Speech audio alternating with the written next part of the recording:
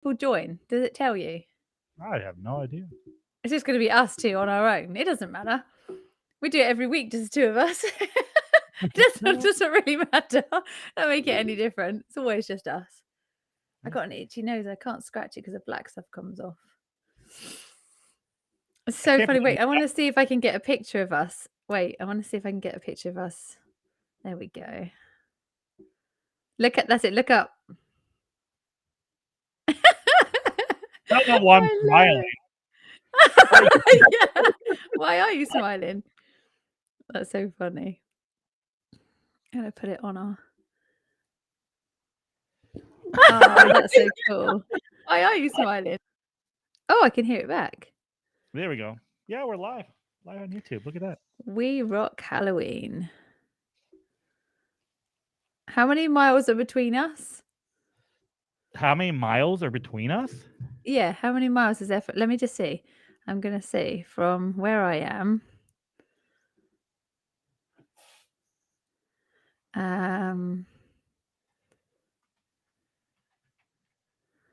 Let's see. How many miles? Oh, it won't let me. Oh, I'll try that again another time. We still managed. I was just going to say, we've got all those miles between us, and yet we still managed to pull off Halloween together. I know. That's quite funny. Yeah. We had obviously it's Halloween tonight, so our door has been going all night long. So you might hear the dog barking if the door goes because the kids have been knocking on the door and stuff. They're actually trick-or-treating there. Mm-hmm. That's not that common. No, we've had quite a few kids around tonight. We had the cutest kid in a little he's only like 1.5. He had this little skeleton outfit on. He looked so cute. He looked really, really sweet. Yeah, he looked really, really sweet. That's amazing.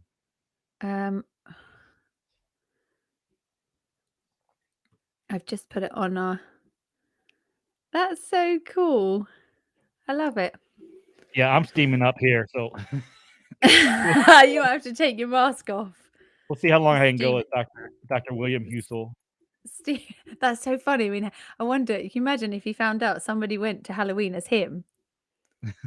That's so weird. My eyes are like, hang on. They go a bit blurry after a little while.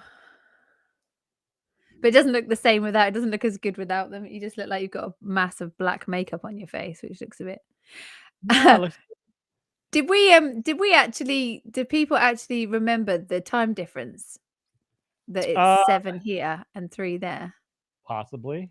I can't get our Patreon. I was just thinking it might be that people are going to join in an hour's time when we're already halfway through.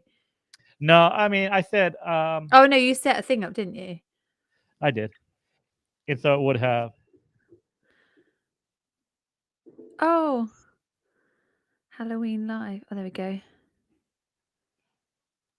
You need to do a sweetie pass or something. We are just getting set up. This is our first real live. Well, no, I guess we did one live before. I was just looking at Helen's comment about you sucking off a fly. Oh, my 4-year-old is going to be a pear for Halloween. His idea, I'm going to be an apple. Now I have to figure out how to be a sexy apple. Oh, that's so sweet. Maybe he changed his clothes because he wanted to smoke a joint and not have it on his clothes. Possibly. That's true. That is true. It could have been. Yeah, that is true. Smoke a joint and not have it on his clothes. Possibly. That's true. Why is that playing back? There we go. Sorry. Playing it back to us. No, I'm just doing some editing here. As we go. As we go. Right. So what do you want? What time is it? Sorry? It is 3:01. Yay! It is 7:01 here because we've had our extra hour in bed today. Oh, yeah, that's right. Yeah, but the thing is, it throws you out for the rest of the day. That's the problem. It throws you out for the whole day because you're like, what time is it? It's like 1 o'clock. Oh, okay. So really it's 2 o'clock, but now it's 1 o'clock. It's like, no, it's not. It's 1 o'clock. It wasn't really 2, but it's really weird. Mm-hmm. it's sort of thrown everything out today. But it's cool. It's all good. It's all good. We've had like a bit. Oh, so I started the Sherlock wall today. Yeah. So we've got all the wood ready. I've got everything ready to paint, ready for the Sherlock wall to go up. So the Sherlock wall will be going up this week. And then I can start adding bits to it as we go, which will be quite good. So you'll be able to see the progress of the Sherlock wall, which will be great.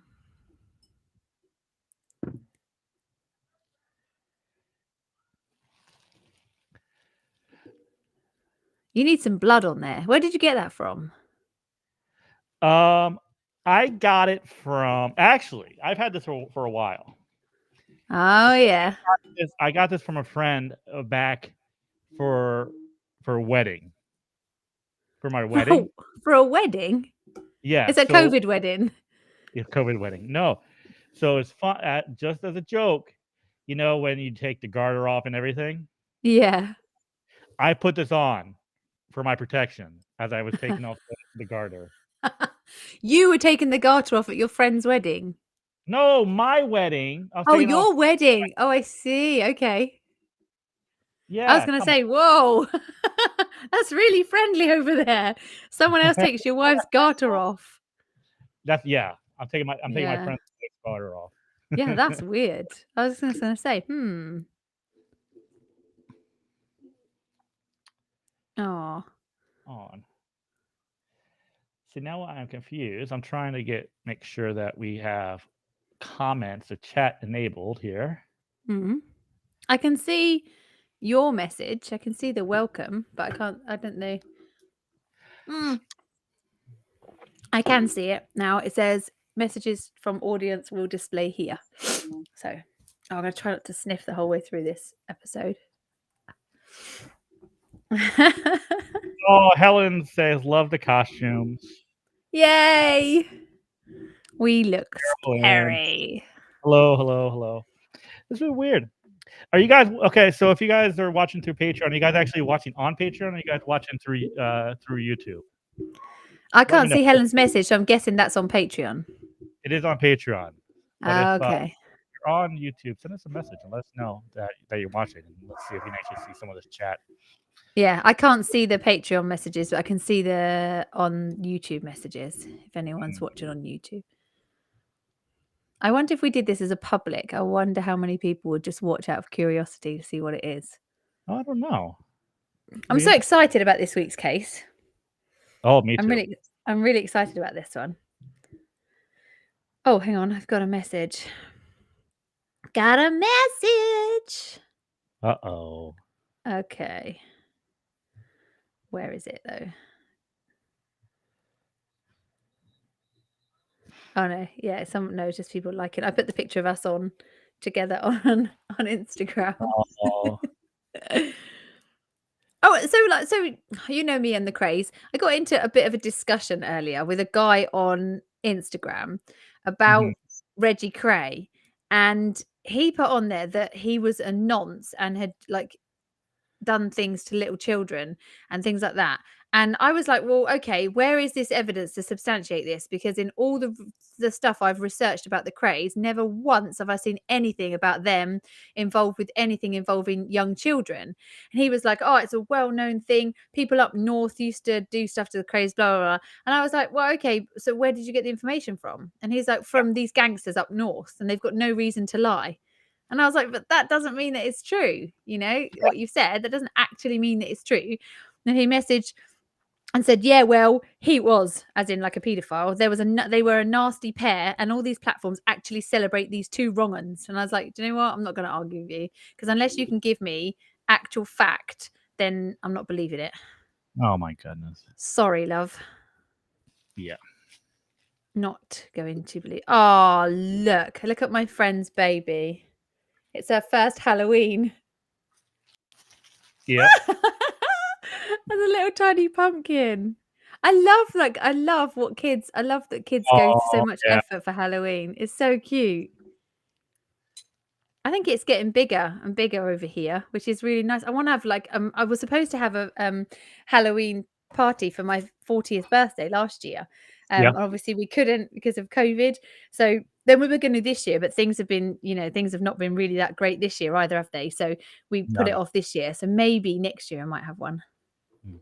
Oh, I got another costume for you. You ready for this one? Oh, hey, Samantha. She's got it working. Hello.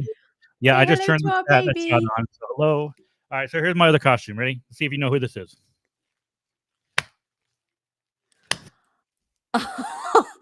Oh my God. Are you Stevie Wonder? Oh my God. Hi, Helen. Oh, that's bad. You look like, do you know though, you look like Nick with those glasses on. You look a lot like Nick. Yeah, you do. You do look a lot like Nick.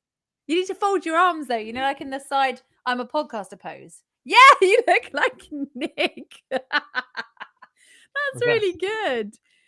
Yeah, you need a backwards hat. Yeah, backwards hat on. He does it backwards. Oh, yeah. Yeah, he does it backwards. And then you can be Nick. And now you need a captain. Yes, that's so funny. That's really good. You look just like Nick. It's so funny because at CrimeCon, like so many people said that you look just like Captain. No. And I was like, they don't look anything alike. And he was like, you're just saying that. You're just saying that because we both got beards and we're men. And then she was like, no, you just look like brothers. And I was like, they don't look anything alike really at all. Oh, I have Beetlejuice on the back. I love Beetlejuice. What a great film. I love that film. I've had Halloween tunes on this week, all week. I've had like Monster Mash on and that Somebody's Watching Me. Oh my God. My daughter's like, can you just turn that off? You've had that on all week. It's like, yeah, I know. I like it. Sorry. What are you doing? Oh, Samantha's watching through YouTube. That's cool. No, I had football on. I had to turn it off. It was distracting. Yes, turn it off. So Sam, it's your job to let me know what the score of the Steelers-Browns game is. Oh dear, my friend is a Steelers fan. No. I wonder if she's going to be happy or sad at the end of this. How the hell do you have a friend in England who's a Steelers fan? Well, her husband is a Cowboys fan, and that's how I knew them because we were talking about Cowboys. And I made her Steelers cupcakes for her birthday. I know. You know what I think about Pittsburgh. You can't swear about them. That's not very nice. Pittsburgh's dirty. It's a bit mean. Oh, you can't say things like that. That's not very nice. It's true. They have nice food though, don't they? Nice food. Pierogies? Didn't you say pierogies were really nice? I never said pierogies were nice. Okay, guess what I had for dinner tonight? I had tacos. Yeah, tacos. I love a good taco. Yeah, but it was really bad because they're corn, so they're not that great, but the thought was there. Yeah, I have some chili cooking up right now. Slow cooking. See, that's kind of what I had. Chili, but inside tacos. They were like chili tacos. Chili inside tacos? Oh, yes, so good. So you line up the chili, then a little bit of cheese, and then sliced up lettuce. Oh, so good. So nice. You can thank me later for that bad boy. You will. Okay, good. I meant to tell you this earlier, but I'll tell you now, all right? So our Don't good tell friend, me you're like, oh, okay, you're not leaving. Yes, it's good, Helen. Thank you. Yeah, it's good. I'm not doing too bad. I've been a veggie for quite a while now. I'm doing all right. So our good friend Zoe is going to be over in the United States here in 11 days. I know. She messaged me last night. Yeah. At like, let's see, 11. It was 11 my time, so like 3 a.m. your time. Yeah. She must have been a little.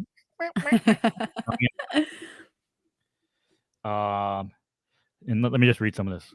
She said, "Can I just say, Cherry's possibly the loveliest person I've ever met. Oh.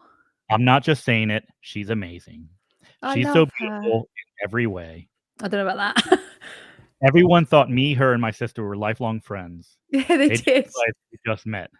Oh my God, yeah. She's my favorite. She's so lovely. Oh, don't you make me cry. Yeah, she's amazing. She's pure joy. Aww. Not just being creepy. Everyone loved her. My sister's boyfriend fancied her. No, I don't think so. She's just this tiny little pocket of gorgeousness. She's so kind, so generous. She truly plugged you. We were good at. They were good at. I wasn't. Thank you. I was telling everyone how amazing you are. No, so there you go. So Oh, bless her. Oh, yeah, it's really excited. I'm so, oh, look, I can't wait to meet you all in April. I can't wait to meet you guys too. I'm so excited. It's not long now either, is it? I'm like counting April down. And I had like a mini panic the other day because Morgan and I were looking through our booking stuff for CrimeCon and I couldn't find my room reservation. And I was panicking because I was like, I'm sure I booked it. I know I booked it. And I was saying, oh my God, I'm never going to get anywhere now. And I found it and it's all good.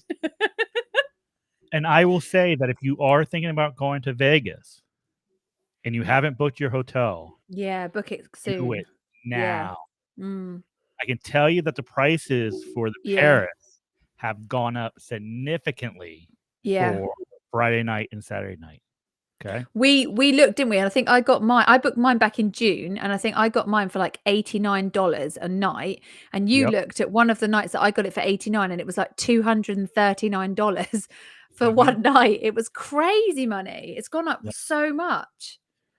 I mean, you can still get Bally's for like 119 a night or something like that. Yeah. So Bally's is still available. Yeah. Paris is available, but like I said, it's really expensive. Mm. But like Bally's and Paris is like right next door to each other because CrimeCon's in Bally's, isn't it? I think they're the convention area for Paris and I think it's connected. Yeah. Hi, Shelyn. Hi, nice to see you. We're staying. Where are we staying? I can't remember if we're staying Bally's or we're Paris. Bally's. We're staying in Bally's. Yeah. And hopefully it's nice. Well, this is how big it's going to be. They already have an overflow hotel booked, which is Rio. Yeah. But Rio it's on the same street, but it's like a 20-minute walk. Yeah.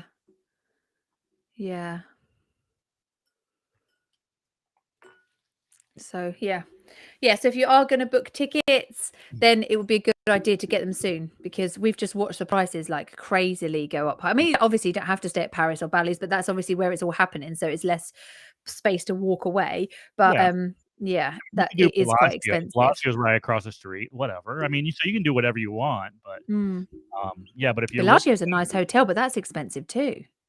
I'm expecting for that weekend, all the hotels are gonna be very expensive. Well, I said to you, didn't I? It's NFL my draft. Friend, exactly. Exactly. My friend. So what actually happens at NFL draft? Why does that make a difference? What happens? That's where they draft all the college players to the teams. So everybody will be there, or it's just be like the posh people there that are sorting it out? It'll be the top prospects to be drafted are going to be there. But then there's going to be like thousands of fans. Oh. That are going to be there as well. So this is where I don't do something stupid like last time. Look at someone and go, "Oh, you're very big. You should play basketball." And then they go, "I am a basketball player." I go, "Oh, that explains why you're so tall then." Yeah. I'm from England. Don't know about basketball. Yeah, maybe this time I'll keep my mouth shut. And if you say to me, "Oh, well, I'll know who Gronk is if he's there," but I doubt if he was going to be there. He's already playing. You never know.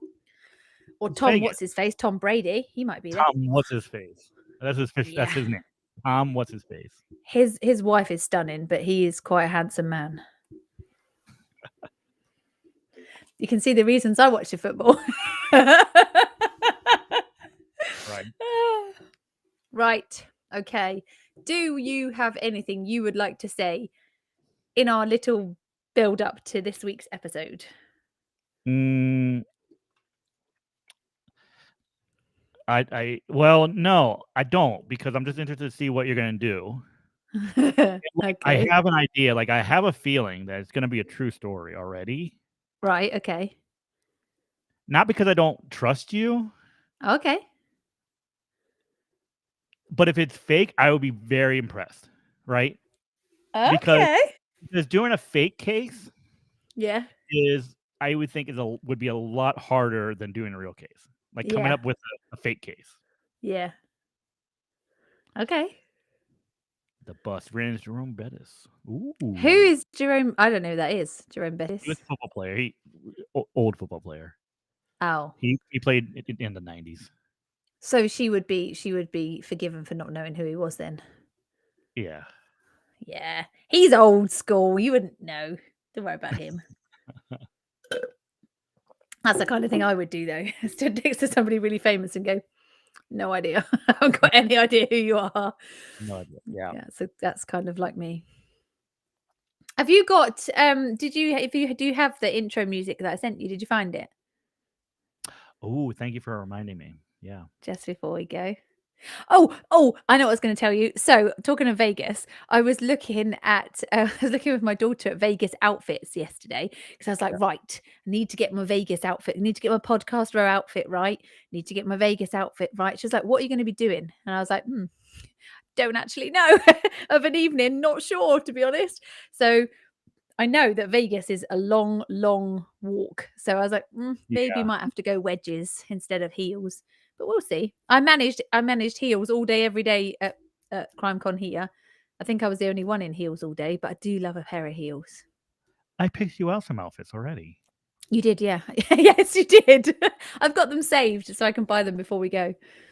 I've got a feeling it's going to come around really quick, and I'm going to be. I spoke to my mum because my mum lives not very far from the airport in London. So I was like, Mum, I'm coming up. I'm going to come up and stay. Can you drop me to the airport? She's like, yeah, that's fine. I'll drop you at the airport. And then she goes, oh, actually, I have to get my partner to drop you at the airport because I can't ever get out of the airport and I'll get lost on the way home. So I was like, oh, okay, fine, Mum, no problem. Yeah. Good job, Mom. Yeah, good job, bless her.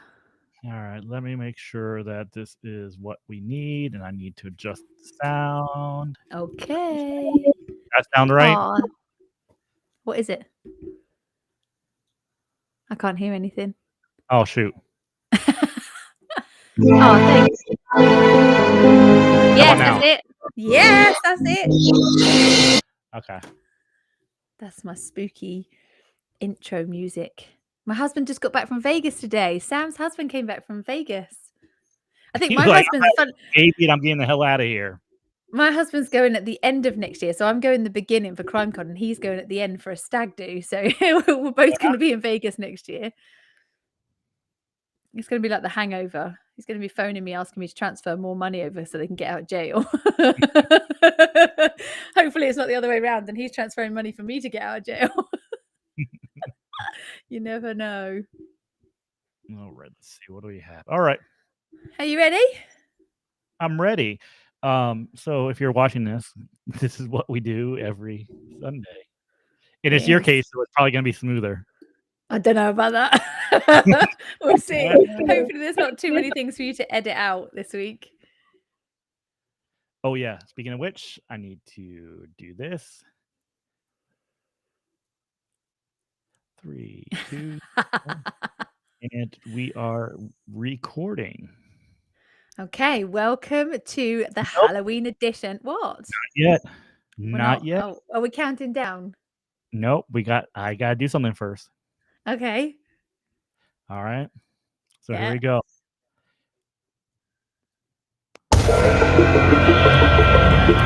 Oh, I love this.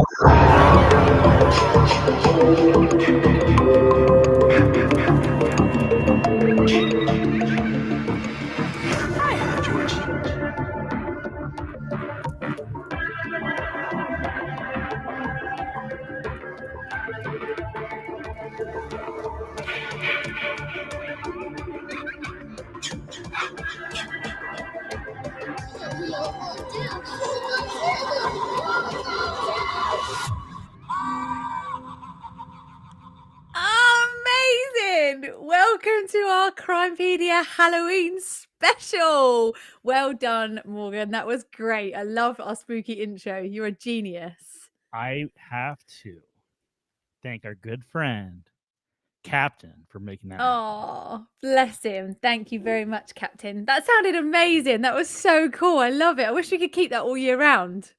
You'll float too. Yeah, that's cool. I love it. Are you derobing? I am derobing. I'm getting So welcome to this week's episode of Crimepedia, and this week is a live episode. You might be listening along live right now, or you might be listening on normal release date, which is obviously Tuesday. So welcome either way. It is Halloween as we are recording this episode, so we have decided this week to do something a little bit different. So I'm going to give you a case today. It's my week, so I'm going to give you a case today. Mhm. And at the end of it, you can tell me whether you think it was a real case or whether you think it was a trick case. And we'll see what you think. Ooh. I'm excited. I'm excited for this one. I'm quite excited for this one, actually. But how many people are gonna go through this episode and they're like, "Oh, this is a really good case," and then at the end you're like, "Psych, just kidding. It's fake." Yeah, it was fake and I made it up and I spent all week writing it up. Well, you'll see. I'll see what you think by the end of it. We'll just see. Yes. So are you ready for me to introduce the case to you? I am ready. Okay. Your home is your safe place, a place you can be yourself and live with no fear. Now, on Halloween night in 1908, in the southwest of England, a young boy was tucked into his bed in a little terraced house in Fisherton in Salisbury by his mother. That night would be the last night she would ever do that. That night would be the brutal murder of that 12-year-old boy, a murder that has puzzled police and historians for over 100 years. This is Crimepedia, and this is Who Killed Teddy Haskell.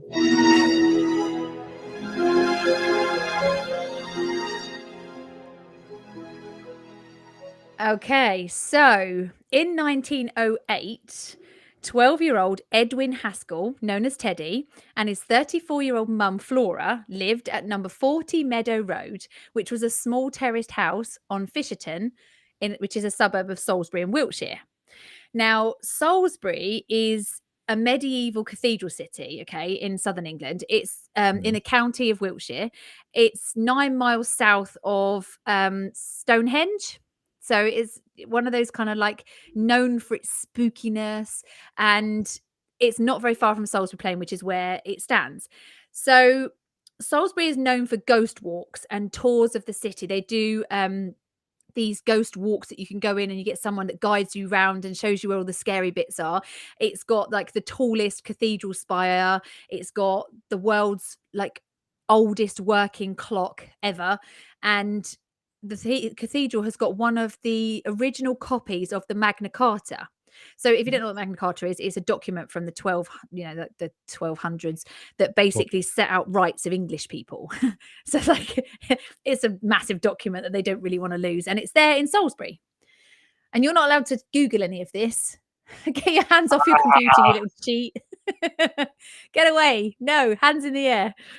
Now, Teddy was born in 1896, so it's the end of the Victorian era, and this was kind of like just after Queen Victoria died and the coronation of King Edward VII, which was in 1901. And he was 4 years old when King Edward was crowned. Crowned. Yeah. So when Teddy was 6, he contracted tuberculosis in one of his legs. Now, this meant that the leg had to be amputated. Now, I thought tuberculosis only affected your chest. Okay, I thought tuberculosis was a chest thing, but apparently it can go anywhere in your body. It's a contagious airborne disease which most commonly attacks the lungs, but can affect any bit of you, from your brain to your bloodstream, like loads of stuff. But getting tuberculosis in the 1900s was pretty much a death sentence. Yeah. So in the United Kingdom, there was an epidemic, and it was around 1750. But in the 19th century, tuberculosis actually killed about a quarter of the adult population of Europe. It was that bad. So it was tuberculosis of the lungs, which was one of the 2 most common causes of death back then. The other was pneumonia, and it would kill you really, really slowly. It is a horrible disease. It would basically just like, in some people, they would be like bringing up, this is Halloween, so I can be gross. They would bring up like phlegm and gross stuff for years, like years and years. It's gross. And they all, basically the disease would like eat away at them to get rid of all their lungs and then just waste their body away. Now, if you got tuberculosis in a limb, it would feel like really, really bad arthritis. Ooh, and it was quite rare to have it in your bones, but obviously with modern medicine, it can be treated. If you detect it early enough, you can actually treat tuberculosis now. Now, I went through the records. This was so fascinating, right? I went back through the records and about how tuberculosis was found back in the 1900s, and also about how surgeries were done. Now, this I was looking at this for hours. So, in the days before antisepsis medication and before antibiotics, the mortality for amputation was really high. Okay, now they Yeah. either used in the 1900s when we're talking about teddies, they used chloroform or ether, and they use this as their anesthetic. But around 70% of patients that were operated on using chloroform died. So the odds are not stacked in your favor if you're going to go and have an operation. So before they had anesthetic, right, the patient would be prepped for surgery. Alcohol was the method used to calm their nerves before they had all this. I know. So the patient would be given rum or whiskey and then wheeled into the theatre. Uh-huh. But in those days, because of the lack of, because basically the anesthetic that they had, this whiskey or rum, was not long lasting enough, they had to do the operation really quickly. So in some cases, there were some doctors that could whip off a leg in 30 seconds. I know, it's Wow. crazy. Okay. I Yeah, know. yeah. So I had a look back in these archives, right, medical journal archives, about how it was a London hospital, and it was Mhm. about how you would actually amputate a leg back then, and the instruments that they would use. If Mhm. you are squeamish, not a good thing to search up. So basically, they would put a tourniquet around just above where they were going to cut the arm or Yeah. the leg off. They would Yep. tighten it as hard as they could to restrict the blood flow and Wow. reduce the hemorrhaging. This would then also reduce sensation to the leg. So they would tighten it so tight that your leg would start to go numb. Mm. Okay. I don't think numb enough, but it would go numb. Yeah. So they would then it would mean obviously the oxygen is restricted to the limb, so they'd have to do it quite quickly. So Mhm. they would then do this initial incision, which was made with this sharp amputation knife, and it was like a long, I would say like a paring knife. It was a long, thin knife.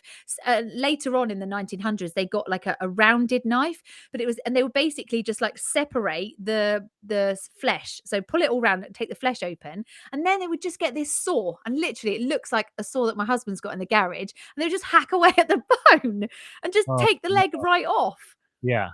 Honestly, it's crazy. It's got big sharp teeth so that it could just dig in and do, so it's just as quick as possible. There were loads of other instruments that I found, like a lot of other instruments that I found, but there were these really weird, like round ones that look like apple corers. I couldn't find out what they were actually for. It was, yeah, it was a bit gross. Now, fortunately, Teddy coped really, really well with the loss of his leg. So for back in those days, as and being a young kid, he actually did really, really well. He Yeah. didn't have any trouble getting around on crutches. He was quite good. He played football with his friends. He was really cheerful. He was well liked by everyone that knew him. And Flora Haskell, his mum, was a widow. Her husband had died from tuberculosis 3 years previously, and she worked as a laundress. So she didn't actually earn a lot of money, but it was enough for her and Teddy. Her and Teddy were really, really, really close. And a lot of people commented about how close they were. Mhm. Um, she was saving as much cash as she could, even though she wasn't earning very much, to buy Teddy a prosthetic leg. So I looked up prosthetic legs in the 1900s. They were actually made of cork at that time, which I Okay. was like, wow, made of cork. Yeah. And so they cost quite a lot of money back then. And I looked now to see how much a prosthetic leg would cost now, and you're looking in the region between like 5 grand and sometimes up to 50 grand for a Yeah, yeah. really cool prosthetic leg. Mhm. So on Halloween night, 1908, around 10:30 p.m., a lad called Percy Noble, who was Flora's nephew, went round to her house to return a shilling that he had borrowed from her earlier. So he Okay. knocked at her back door, and there was a light on in the kitchen.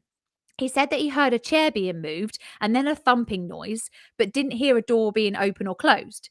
He then heard Flora scream. She threw the door open and screamed at him, "Go and see if you can see that man. He's killed my poor Teddy. Go for the doctor." So Percy, in a panic, looked up and down the road but couldn't see anybody. So he went and got a doctor as well as a police sergeant. So the neighbors heard the commotion and came to see what was going on, because back in those days it was so like people just really didn't give a toss. They literally, if someone was dead somewhere, they'd all crowd round, have a good old nose. Yeah. I even saw a picture of this lady in, like, it was in the 1900s, and it was a place where a body had been, and she was quite proudly stood there pointing at the ground where the body had been Look, found. dead body. Yeah, right there. So the neighbors came round. And when the police arrived and went upstairs, they found that Teddy was lying in his bed and someone had slit his throat. Now, the knife, which was covered in blood, was lying at the bottom of the stairs near the kitchen. The upstairs drawer where the money for Teddy's cork leg was stashed had been broken open and the cash was gone. So Flora explained to the police that after putting Teddy to bed, she went to sit in the kitchen. Okay. So I want to explain to you a little bit about this house. It's a small terraced house, and this will sort of help you understand the logistics of Flora's explanation. So from the front door, you go in, and the door sort of goes directly onto the street. So you'd go straight directly from the hallway onto the street. And then you go in and you can go straight upstairs. So you go in the door, you can either go straight upstairs or you can go into a room, which then goes into another room, which then goes into the kitchen. And where the kitchen is, there's a back door, a tiny little courtyard, and from the courtyard is like an alleyway behind, like a small alleyway that runs at the back of the houses. So Flora explained that she was putting Teddy to bed. She went to sit in the kitchen, which is at the back of the house, which leads into the courtyard. She heard a noise a short while later, thinking that it was a visitor to the front door. So she went out towards the front door, and then a strange man ran down the stairs, pushed her to one side, threw a knife at her, and then ran out of the front door. She said that he turned right out of the front door and then 2 doors down turned onto another residential street, which was called York Road. So Flora could only give a partial description of this guy. Okay. She said that he wasn't seen by anybody else. Nobody else, nobody else outside saw him. It was literally just her that saw him. Okay. And the procedure at the time, police constable at the time, the chief constable, was Chief Constable Richardson of Salisbury Police, immediately contacted police detectives at Scotland Yard in London, because this was something that didn't happen very much back then, and especially it's the brutal murder of a child. So a telegram alert was sent to all the stations to look out for this mysterious man. There was a massive search over the next couple of days, but the police could find no traces and nobody who could say anything about this man.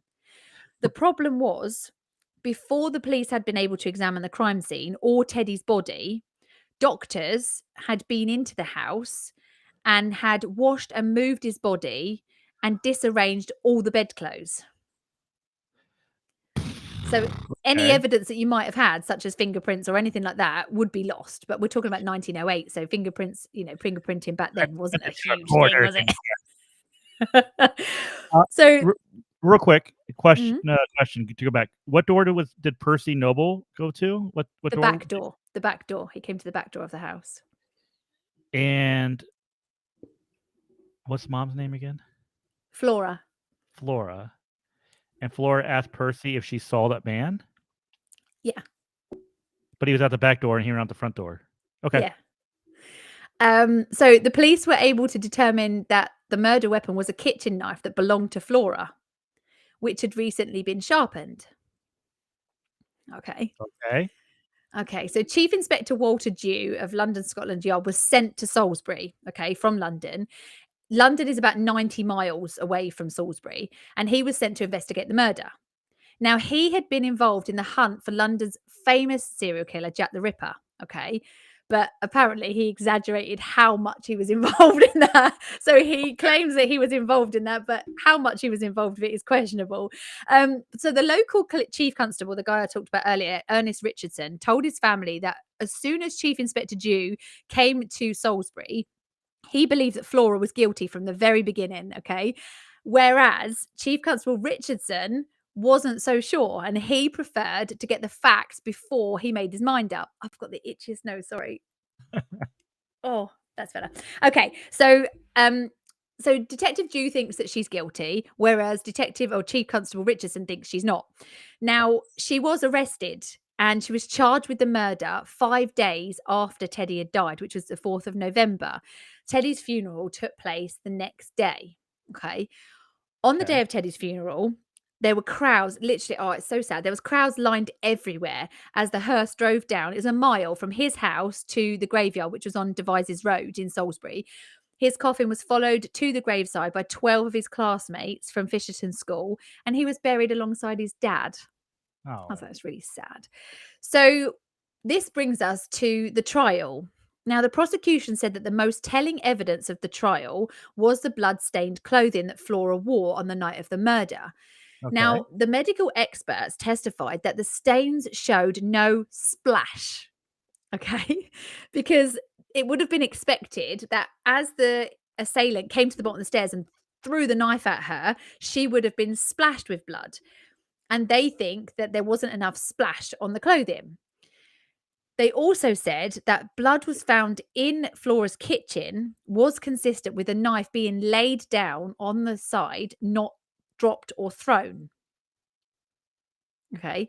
Okay. Now, the prosecution also said that Flora's story didn't add up because she said that this strange man comes running down the stairs, shoves her aside, throws a knife at her, and runs out the door. And she doesn't go upstairs after seeing him, but knew that Teddy had been murdered, which is what she screamed at Percy. He's murdered my Teddy. Oh, okay.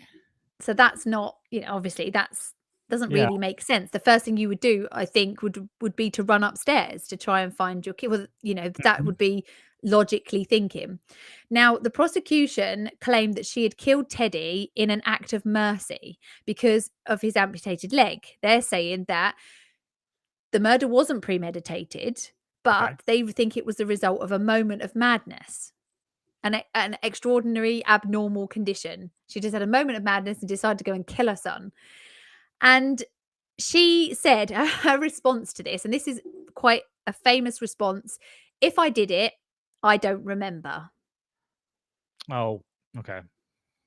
So at the court hearing, she was described as being pale and listless. And this will be quite important later on, I think. Now, a priest visited her several times, and he hinted that she had confessed the crime to him as well. They're all on Flora's case. Like they all just think she did it straight off. I'm like trying to root for Flora. But the Reverend also did say that she wasn't at her right mind at the time of the murder, although her family and friends say she was absolutely fine and there was no signs of anything. Yeah. The defense argued that Teddy had been killed by a burglar who had taken the money from the savings pot. Mhm. Now, numerous witnesses testified that Teddy managed his disability really, really well, and therefore Flora would have no need to have killed him. Yeah. They had a lot of friends and like family members that came in to testify about her character and give her, a character witness. They said that she was a lovely lady. The two were really close, and it's just very sad, very, very sad. Now, in the end of the trial, the jurors were left deadlocked because they couldn't decide whether or not she actually did it. And Flora was then tried a second time. Okay, so this was Mm. in April 1909, and the jury then returned an acquittal on the grounds of insufficient evidence to say that she did it or not. She also appeared at the inquest into Teddy's death in late November 1908, and the inquest verdict was Flora had killed Teddy during a moment of temporary insanity. Wait, this is fake. This Okay, is fake why? because the inquest, they never find anything besides it being open. Yeah, This that's verdict. right. It's never anything other than open. You got me. No. So after she was released, Flora moved to Stockwell in London, and she died of tuberculosis, aged 46, in 1920. Okay. Now, this cause of death perhaps explains why in court she was pale and listless, because she Okay. had been suffering from this for quite some time. So she was already suffering from tuberculosis at the time of Teddy's death. There were no other suspects in her son's murder ever found. Okay. So, Okay. did she do it or did she not, first of all? From what you've From what heard, you've did she heard, do did it? you do it? Yes, she did. Why do you say that? Because she's full of shit. You can't just say that. Why? It makes no sense that first off, that she knows that that Tay's been murdered without going upstairs to seeing him. Mm. She's going to see Percy at the back door, asking if Percy saw the man running out the front door, which there's no God green earth way that he did. Bearing in mind her son's just been shot, her son's just been killed, and she's in shock. Yeah. Okay. I don't know. Her story doesn't add up to me. Okay, so first of all, I think the blood spatter can't be relied on because No. they weren't analysis people back then. Nope. Okay. And I don't think you can trust the blood patter conclusion that they came to with that one. And I think that if you look at the way the house is, the front door open. Well, yeah, front door. Go back to the knife. The knife was in the kitchen, and they said So the knife was on the kitchen, apparently on the side, and looked like it had been laid down instead of dropped or thrown down. But she wouldn't have dropped or thrown it. If someone killed him and threw the knife at her, how is he Yeah. going to throw the knife through? No. He threw the knife at her at the bottom of the stairs. She ran Yeah. to the back door when Percy came to the back door. So she would have put the knife down on the side because he threw it at her. So she caught the And she knife. picked up, and she Yeah. she caught the knife. Well, no, I don't think he threw it. I don't think he threw it at her like as a spear. I think he shoved her and like put the knife against her.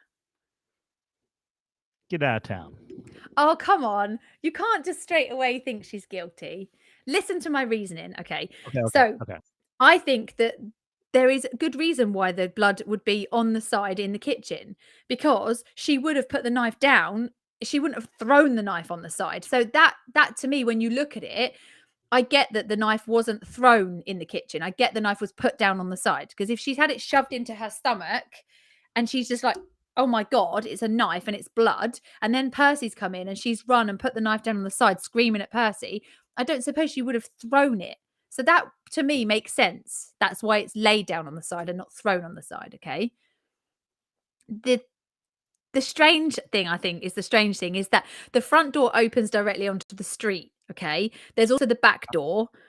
The house has one staircase which goes up, which is directly opposite the front door. So this guy would have ran down the stairs and then straight out of the front door. She would have had to come from the kitchen where she was sat through like a little sitting room into where the front door is. So I get that she would have heard something going on, thought it was a bit strange, come to the front. He's run down the stairs and she's like, what the hell? And he's like pushed her out the way so he can get to the front door and pushed the knife against her. So she's then got the knife in her hand and then has gone, oh my God. But if he had existed, he must have got in the front door in the first place because she was already in the kitchen. So he must have come in the front door, up the stairs, killed Teddy, taken the money and back down the stairs and out again. So he would have had to have known that money was there. So Teddy's dad had been dead for 2 years, right? Sorry? Teddy's dad had been dead for like 2 years or something like that? 3 years. Yeah. So Miss Flora was a little lonely, okay? Yeah. And so she was banging the butcher because of the butcher knife. This is what I was thinking. Not the butcher, but this is what I was thinking. Yeah.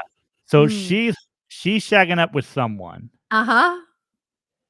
He knows that she's saving up money. Exactly. And knows where it is. But my only problem is she would know who the hell she was banging unless she was just banging some rando. Well, unless the person that she was banging was somebody she shouldn't have been. Like Percy. Oh, snap! Oh, Percy, not Percy. But this is what I thought. So you've thought the same as me. What if she was having a relationship or she was offering services to somebody that She should now see if she was a lady of the night back in the 1900s, that would have been severely frowned upon. Now she was a widow, not an unmarried mother. So her relationship, her being single mum, wouldn't have been frowned upon. However, had she have been a lady of the night, it would have been very frowned upon. But she's not making a lot of money as a laundress. So could it be that she was having an affair with or having an arrangement with somebody but she doesn't want to say that because one, it would be damning on her image, and two, that person could be somebody who she can But identify. counterpoint, wouldn't be being accused of killing your son also damaging to her? Yeah, definitely. But they've got no proof that she did actually do it. There's nothing, there's nothing to say that she actually did kill him.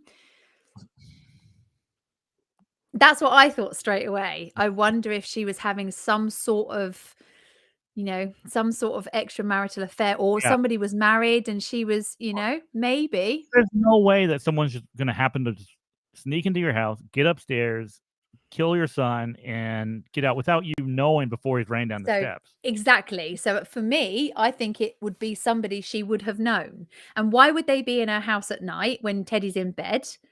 Other than and the fact that she was upstairs already with them. And she's either come downstairs and then this guy has gone, or Teddy's seen him and shouldn't have seen him, and that's why he's killed him. Hmm. So that to me, that was my most when I was reading through what I was reading through, that was my most convincing theory. Now the weird thing is over 110 years have passed now since this murder, okay? Okay. And on October 31st, 2008, exactly 100 years after Teddy died, some local historians actually got a petition up for Teddy's death to no longer be a murder. They got it changed so that Flora was no longer listed as his murderer. And the house that he was killed in still is up today. 40 Meadow Road in Salisbury is still lived in. It was put up for sale in 2018 with a price tag of 220, which is 302,000 US dollars. But the history of Teddy was never named in the estate agent's documents.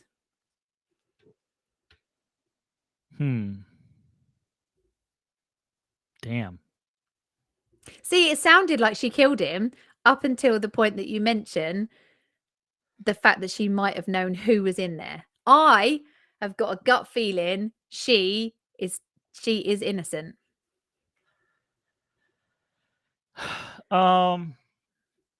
You can't tell me that you'd be able to prosecute her 100% No. No, because you no, no, can't say no. If 100% she did do it. no, in 1908, and hell no. No way. No, Hmm. I don't think that she did. I think she was I'm entertaining still somebody. I'm still very suspicious of this coroner's inquest. Yeah. Yeah, the fact that it didn't actually go the way coroner's inquests always do go. What if it was the coroner that she was What if it was the local policeman who thought that she didn't do it? Oh, no, he would have said she did do it if that was the case. Yeah. So I'm interested to read. We've obviously got here our listeners, our Patreon listeners that are actually listening live to this at the time. Helen Yeah. says she definitely did it. We've got Lozan definitely did it. Who else? What we've got? Samantha. I agree. If this is made up, you're doing an amazing job telling such a tale. I can't tell what I think yet, but this is actually amazing. That's funny. Oh, bless you. Yeah, Helen says she did it. So what do you think? This is my final answer. Your final answer, did she or didn't she kill her son? The son that she was really close to, that she had seen through tuberculosis and looked after him, saving up to make the prosthetic leg, and then she'd just Mhm. walk upstairs, slit his throat, and where did the money go? So if she stole the money, where is it? It's her Oh, money that's a anyway. yeah. Well, how do we know there was actually money? Because people knew that she was actually saving for it, and the pot was broken that the money was in. Well, it wasn't in her purse, was it? I don't know. I don't know whether this is just the mother in me that's sort of thinking, no, she didn't do it, or I'm just being soft. But I think gut feeling Um, she didn't do it. I don't think she did it. And the reason she couldn't give a description of that man was because it would have been worse for her if she had have done. That's a good call. I don't know. I want to say she did it, but I can't. Now I've changed your mind. You were like, yeah, she did it the whole way through. Until the Well, lady yeah, of the night theory. that I'm gonna go with that. I'm You gonna think? go. She was doing something that she was ashamed of, and that's why Yes. she couldn't come straight out and be like, "Oh, it was this guy," Mm. because I'm a Yeah. whore. Yeah. And that's a sad thing. That's a really sad thing about it because she would have to carry that guilt for the rest of her life, knowing who did it. See, I don't know. Yeah, see, Helen said surely somebody would have seen this guy. See, now possibly somebody did see him, but if it was a respected member of the community that had just walked, but he doesn't have to be running out of the house. He could have just been walking, and people might not have even put two and two together that he was the one. Because obviously they would have asked, have you seen anyone acting strangely? Have you seen anyone running around? They would have all said no, because they didn't. Because this guy could have just calmly walked out. It could have been a customer. It could well have been somebody. It could have been a customer she didn't know, and that's why, but she wouldn't want to admit to the fact that he was in her house and they were up to what they were up to. If this is made up, you need to write mystery books. That would be so much fun. Am I allowed to map this? No! You're not allowed to cheat. I'm not cheating. I need to get an idea of the area. You don't need to get an idea of the area. I already told you the area. There's no need for you to look. Because if you don't find it, then you'll know I've written it. If you do find it, then you'll know it's real. So you can't do any cheating. No map for you today, mister. You hate it when you can't map things. Why? Okay, it could be fake and be a real address. It could be, yeah. But then if you do look at it and it is a real case, it might bring it up on the internet and then you'll know. So you Well, can't. not if Okay, I'm you going tell me. Do you to think it's real or do you think it's fake? Do you think I'm it's made fake. it up? You think it's fake? Do you? Yeah, I think Why it's do you fake. think it's fake? Because of the coroner's inquest. Damn it, I messed it up there, didn't I? I should have just said they had no idea what's going on. Okay, so here's the thing. I was thinking fake from almost the beginning. Okay. Okay. Yeah. But then when you dropped the 2008 shit, I was like, oh man, maybe it's real. We've got some messages here. Sherlyn did ask me this week if you would cheat, and I said, damn right you'd cheat. I know you cheat. You'd look it up if I told you anything about it. And Samantha said Morgan might cry with no map. Yeah, he doesn't know what to do with himself if we've got no map in the episode. Well, first off, when you were like, his name is Edward Haskell, I was like, Eddie Haskell? There's no way this is real. She got this shit from Leave It to Beaver. If you know what that is. Maybe don't. I know the name of it.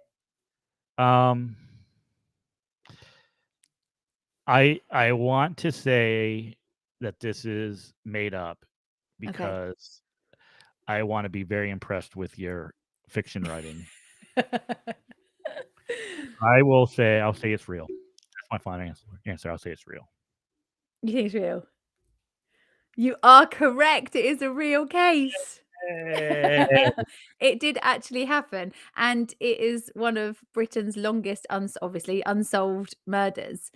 And there is, if you go to Salisbury, you can actually go and see the house. The house is still standing. I've got the link to the estate agent's books where you can see the house as it is today. Obviously the layout's still the same, and it's really actually quite eerie when you look at the outside photos, because you can actually see like the little graveyard no, you can see the little courtyard, sorry, and the lane that goes behind it where Percy would have walked up. You can see where the man would have run out of the house down the street. It's actually quite, yeah, The names are all real. Yeah, everything's all real. I did actually write one. I did get a film script and rewrite it, but then I thought Oh it yeah. sounded way too fake. So I thought, no, actually, I'll pick a case from a long, long time ago. So definitely go and Google it. Definitely go and have a look because it's a very interesting case. And he's such a cute little guy, and you can see his gravestone and everything. But yeah, it's actually sadly a real case. So let's see. They're on Meadow Road, Yeah, 40. that's right. And he ran out of the front door. Front door. And he turned right out of the front door, and he ran down the road and turned right again into, I think it was right again, Onto York Road. onto York Road, yeah, and that's where that's Dude, it was Percy. yeah. How old's Percy? I don't know, it just said he was his nephew. She didn't say his age. I couldn't find anything about his age. So But I he did could be actually go older. and look up the real, I did actually go and look up all the procedures. Everything I told you was true. All the procedures and how I was very interested to see how Teddy's injury and how they would have performed that kind of operation back then. And I thought that was actually horrifying for a child to have to go through that kind of surgery back then was horrific. And then bless him, like a couple of years later, and he gets brutally murdered in his bed. But I just don't think it was his mum. I just don't think it was her. I think it was Percy. I'm not saying this to be funny. I think it was Percy. But why would she Because stick look, up for Percy? well, because unless he was like, did she see his face? Was Well, she able to she describe couldn't him? really. No, she said she couldn't really give a description of him. So I think It was dark? if it was family, I think she probably would. I'm going with Look, my. because if he goes right, that turns right. Oh yeah, it would come round in a square. Yeah, back to the back Yeah, door. back to back door. Yeah, and And Percy if was you family, so he would know about the money. money, Mm. and if you look at how these houses are set up with the courtyards and everything, Yeah, they're very. There's and an alleyway that runs behind them. well, barely a alleyway. Mm. I mean, yeah. So I guess Percy could have been living in that little block area somewhere, but it makes no sense. Why? And what time of night was this at? It was 10:30. 10:30 at night. That's late. What's Which is What's Percy doing knocking on the back door at 10:30 at night? that's what I was thinking. Like, why did he go knock on the door to give her back her money that late at night? That's One weird. shilling. 1 shilling? But see, this is what it made me think that it was very strange. See, Percy coming to the back door, if she knew she had a man upstairs and he Yeah. wasn't supposed to be there, he could have then, she could have then panicked. The guy upstairs could have panicked, and that's why she didn't run to Percy's door.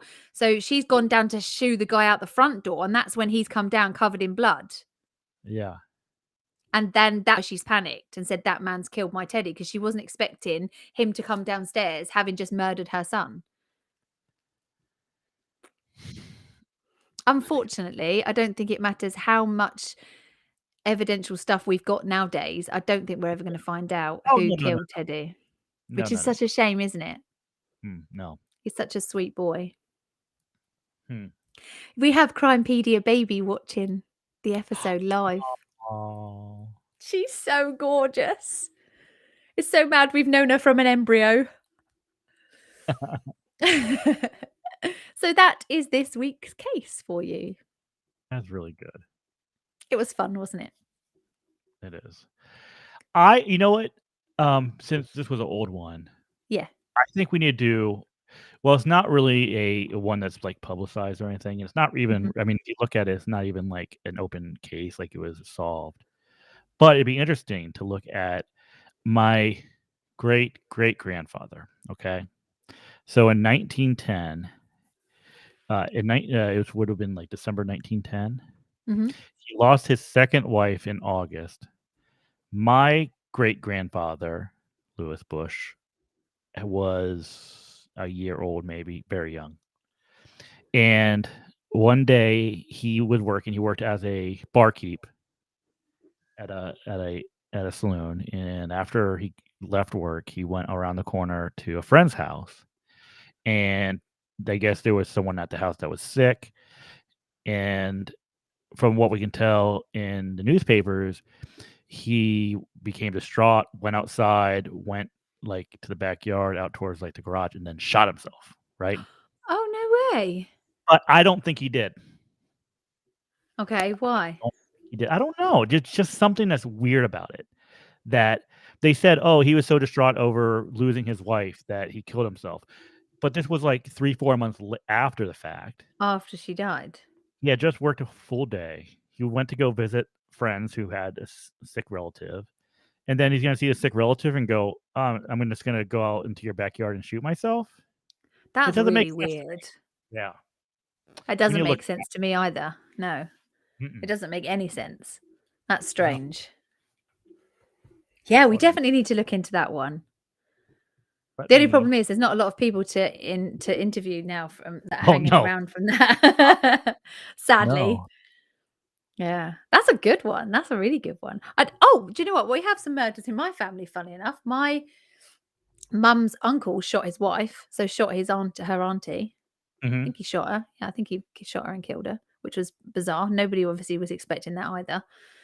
But that nobody talks about that in my family. Nobody will talk about it. We can't find anything about it in the local press or anything. I've looked press archives and stuff and can't find anything. But my granddad wouldn't talk about his sister's death at all.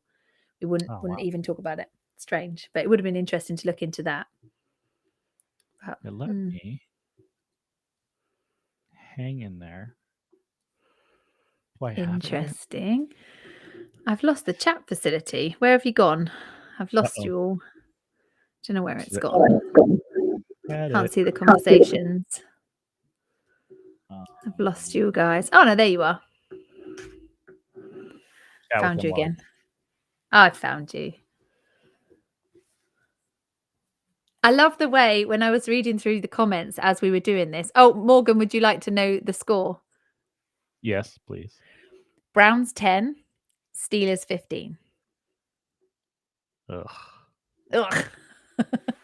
Here we go. Oh, let me read this. Okay. Grief for dead wife causes man to kill himself. Jacob Bush, 34, a saloon keeper at Grant and Livingston Avenues, ended his life by sending a bullet through his brain in the yard in the rear of the home of Adam Dorsam, who's also a relative, by the way. He's quite graphic. One of my relatives. So he married, I think he was like married into the Dorsam family, something like that. This was at 1318 Jackson Street, which is still there, by the way, Wednesday morning. Despondency over the death of his wife last summer is believed to have prompted him to end his life. Bush called at the Dorsam home to visit one of the members of the family who was sick. He went out the back door and was weeping when he left the home. Oh. When he reached the doorway of the shed in the backyard, he pulled a gun, placed it to his head, and fired the fatal shot. The bullet passed through the head and out the left temple. Since the death of his wife, Bush has made his home with his mother, Miss John Luden, at 398 East Fulton Street, which is not there anymore. He is survived by two sons, one 13 years of age and the other a baby aged 1 year, who is my great-grandfather, Lewis Bush. The body was removed to Schedinger's undertaking establishment in a patrol wagon, and Schedinger's is still around. That's crazy. Look how much detail they've gone into. And the fact that they said like a bullet went through his, that you wouldn't be able to write things like that now. It's too disturbing for people. They were brutal back in the day. Oh yeah. Yes, they were. They were really brutal. I mean, I have a certificate, everything is crazy. So that's mad. Yeah. God.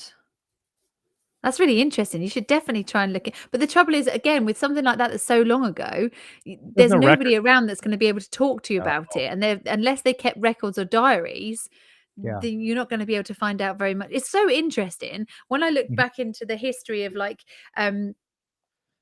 anesthetic and stuff like that, and you can look through the medical journals and see the things but they like this one doctor had an idea about if I give somebody this amount of chloroform, it might knock them out, but it might kill them, so let's just try it anyway. So they literally just like tried it out on people, and it said like lots of people died until he got it right.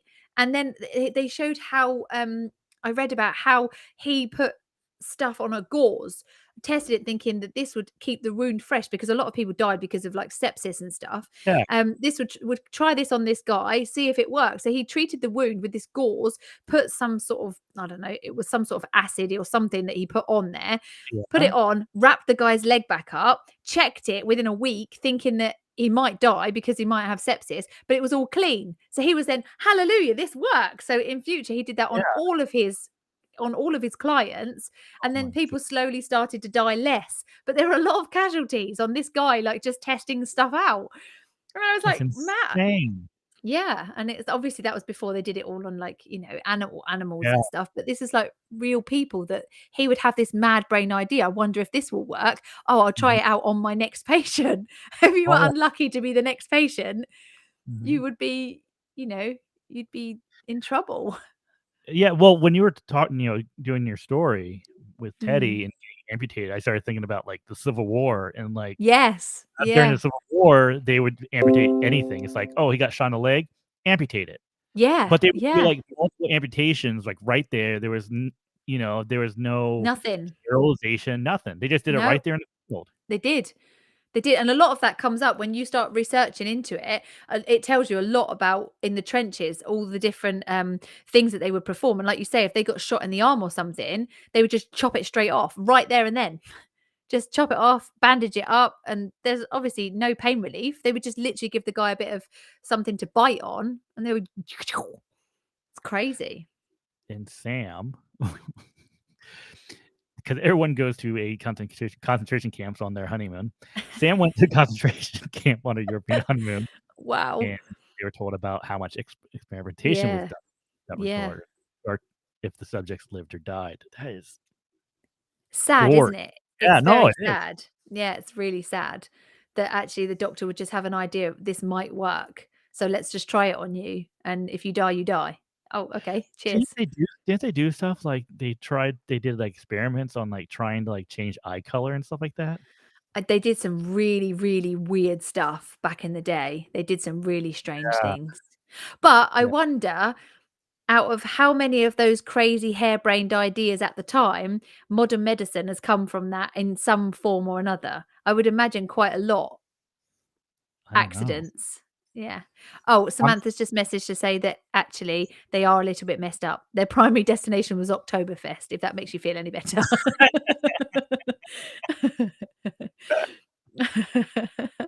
They wanted to go to Oktoberfest in Munich, and they ended up in Ended up Auschwitz. in a concentration camp instead. Oh, wow. See, that's one thing. See, I think I'm quite tough with stuff like that. And there's certain things that I don't think I'd ever be able to go to somewhere like that. Yeah. I think I'd really struggle with somewhere like that. And it's the same with like cases. You might notice we don't do a lot of kids' cases because they're the cases that always get you and I really, really like, Yeah. it's so hard. And especially when you know that it's a real case. And with Teddy's, the reason I really wanted to do this case is I read about this quite a while ago, but I think the mum was innocent. I know myself. When you read this, you think, "Oh God, she did do it." It's Yeah. obvious she did it because who is this guy? But then when I was thinking about that, and the weird thing is, it's because I was watching Downton Abbey with my daughter, and in Downton Abbey, have you heard of that? Yeah, yeah, yeah.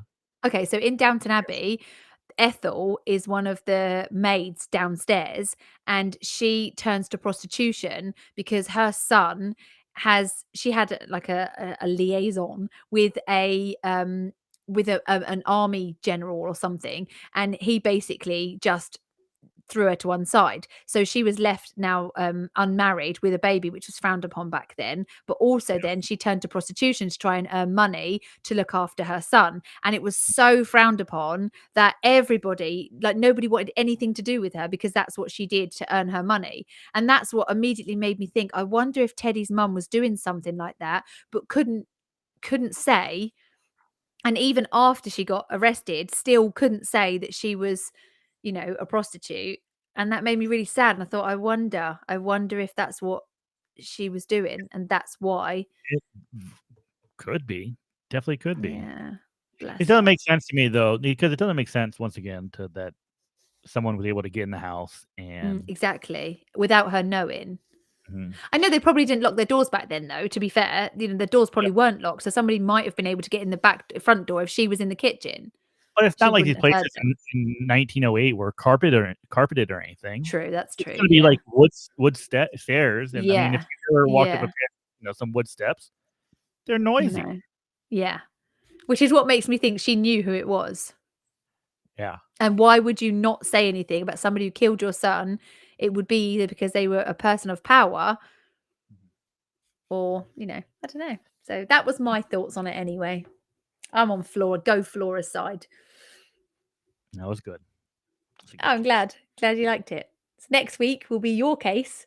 It will be. And it won't be a made up case next week. It'll be another real case.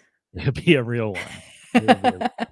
I wondered if you'd be able to tell. I wondered because there's a lot of detail in it. When I was writing the fake case, I put lots of detail. And I thought, I wonder if this is too much detail. And you might go, you don't normally go into this much detail. Yeah, there was a lot of detail about the court case, and I was like, Yeah. would it really be? I mean, I know there was a lot of information about it. There was a lot of information I could find online about it, which was really interesting. When you go and look through it, they were just hell bent on her being guilty by reason of insanity. She just suddenly had a moment, went up and killed him, and she was like, "Well, if I did, I don't remember." So I think she kind of went, okay, they can't prove it, so I'll just crack on as I am. No, that was really good. Yeah, it's fun. Thank you very much for joining me. Do we have a I want your fake case. Maybe I'll do the fake case, or maybe I'll do you my fake case as a Crimepedia extra one time. Maybe I'll do it as like a Christmas one for a bit of fun. That would be good. Maybe you'd like it and see. I think I put too much detail in because then I think, it was a bit gruesome. And I thought, well, maybe you're going to go, this is fake. You faked this one. Do we have a dumb criminal this week, or are we forfeiting dumb criminal for Halloween? Hold on. We can do one. Should we? Should we do a dumb criminal? No, we don't. No, we don't. Okay, so we'll get back to it's a different episode this week, so we'll get back to one next week. But yes, maybe I'll do you my fake case for Christmas as a little Christmas carol, little Christmas tale. I actually heard, what's his name from Dateline? What's his name? Lester. Is it Lester? I think Holt? he didn't he do a he reads it at Christmas. He reads like The Grinch and stuff like that, and Rudolph the Red-Nosed Reindeer. Yeah, on their podcast. I think it was Lester. It's one of them anyway. One of them. He reads Christmas tales. Just reads them, so you can just sit and listen. Speaking of Grinch, this is off subject.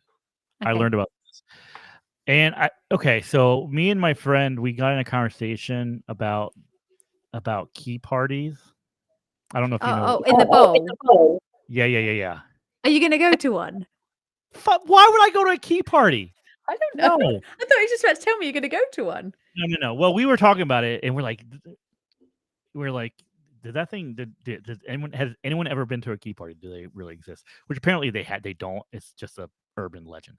Anyways, in The Grinch, there is a scene that insinuates that the Who's were having a key party on Christmas Eve. Really? Yeah, there was a scene where the Who's were having a party. Yeah. And there was a fish bowl or something, and there was actually keys in the bowl. No. Yes. The Who's are swingers. That's what you're telling me. That is what I'm telling you. I'm gonna have to go back and look. Mm-hmm. Yeah, it's true. He wouldn't admit that on a show. No. Just outed his extra podcast commitments. Edit. That's a Patreon. That's a Patreon only. Oh, bless her. Samantha said she thought that was because it was for drink driving. Everyone puts their keys into a bowl. Oh no. Yeah, but what if you got somebody you didn't fancy, and then you go, no, they're not my keys. That's not my car. I came on the bus. Yeah, like what if you're having this party, like, oh yeah, we're gonna be a good time, and then like a 600-pound couple walks in the door. Yeah, and you're not into that kind of thing. Yeah, like that's not my kink. See, look. Even Lozon says, look, there is a crew here in Pensacola that's couples only. They're all swingers. It happens. There you go. I've never been invited to one. You sound sad. Well, no, it would be nice to be invited. I wouldn't go, but it's nice for someone to say, "Hey, do you want to come and put your key in my bowl?" I wouldn't say yes, but you don't go to a key party with ugly people. No, you don't, do you? But knowing my luck, it would always be I'd get the one that nobody else wanted, and that'd be my fault. Then I'd be like, "Oh, great." Now I feel bad. Bunch of gypsies. Oh God, it would be weird, wouldn't it? That'd be me. No, I wouldn't go. I got a proposition for a party in Vegas. Hey! Go, Samantha. You drink more if you don't fancy them. That is brilliant. You don't. The particular crew only accepts good-looking people. There's a whole world we know nothing about. Whole world. I gotta put this in capital letters. Edit this. Edit this out. This is Patreon only chat. So should we just do the goodbye bit and then we can just talk for normal? Let's just do the goodbye and then we can talk for normal. Sounds good. Okay. So thank you for joining us on our Halloween special episode. Thank you to everyone that listened live, and thank you if you're listening anyway. We will be back next week with another episode. Don't forget, you can still get your tickets for CrimeCon in Vegas, which is next year. Use the code Crimepedia and you can get yourself 10% off. Also, tickets are now available for CrimeCon UK next year, and the earlier you get them, the less you pay. So make sure you get them early. We will see you next week. So for now, be nice. And bye.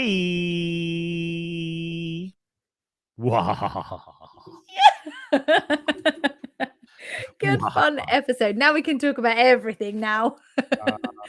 You don't have to do too much editing. Hopefully. That was fun. You want to hear the music again? I love the music. It was really cool. Yeah, play it again. Let's see if you can pick out everything that was in there. Hold on. Okay. Oh, wait. Why are you not playing? Stop. Did I turn something off? Probably.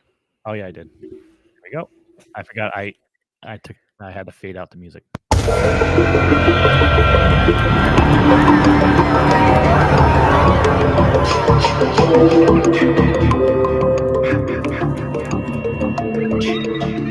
Did he just say captain in there?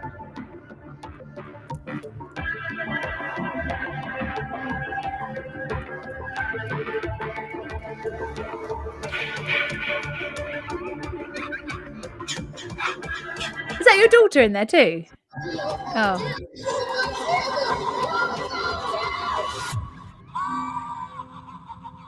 That is so good. I love that. It's so good.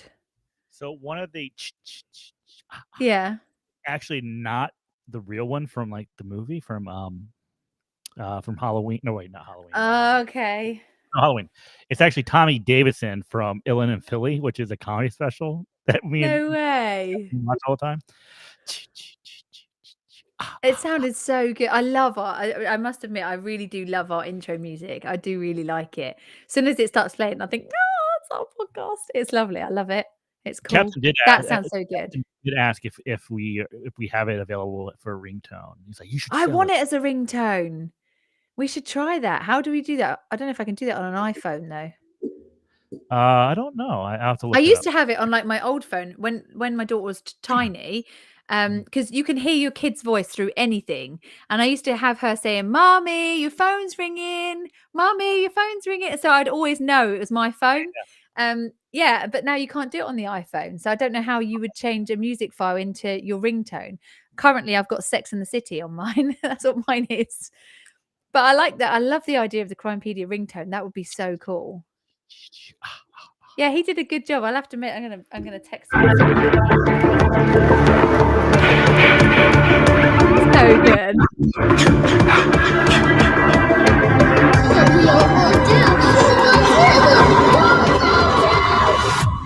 Oh, that is so good.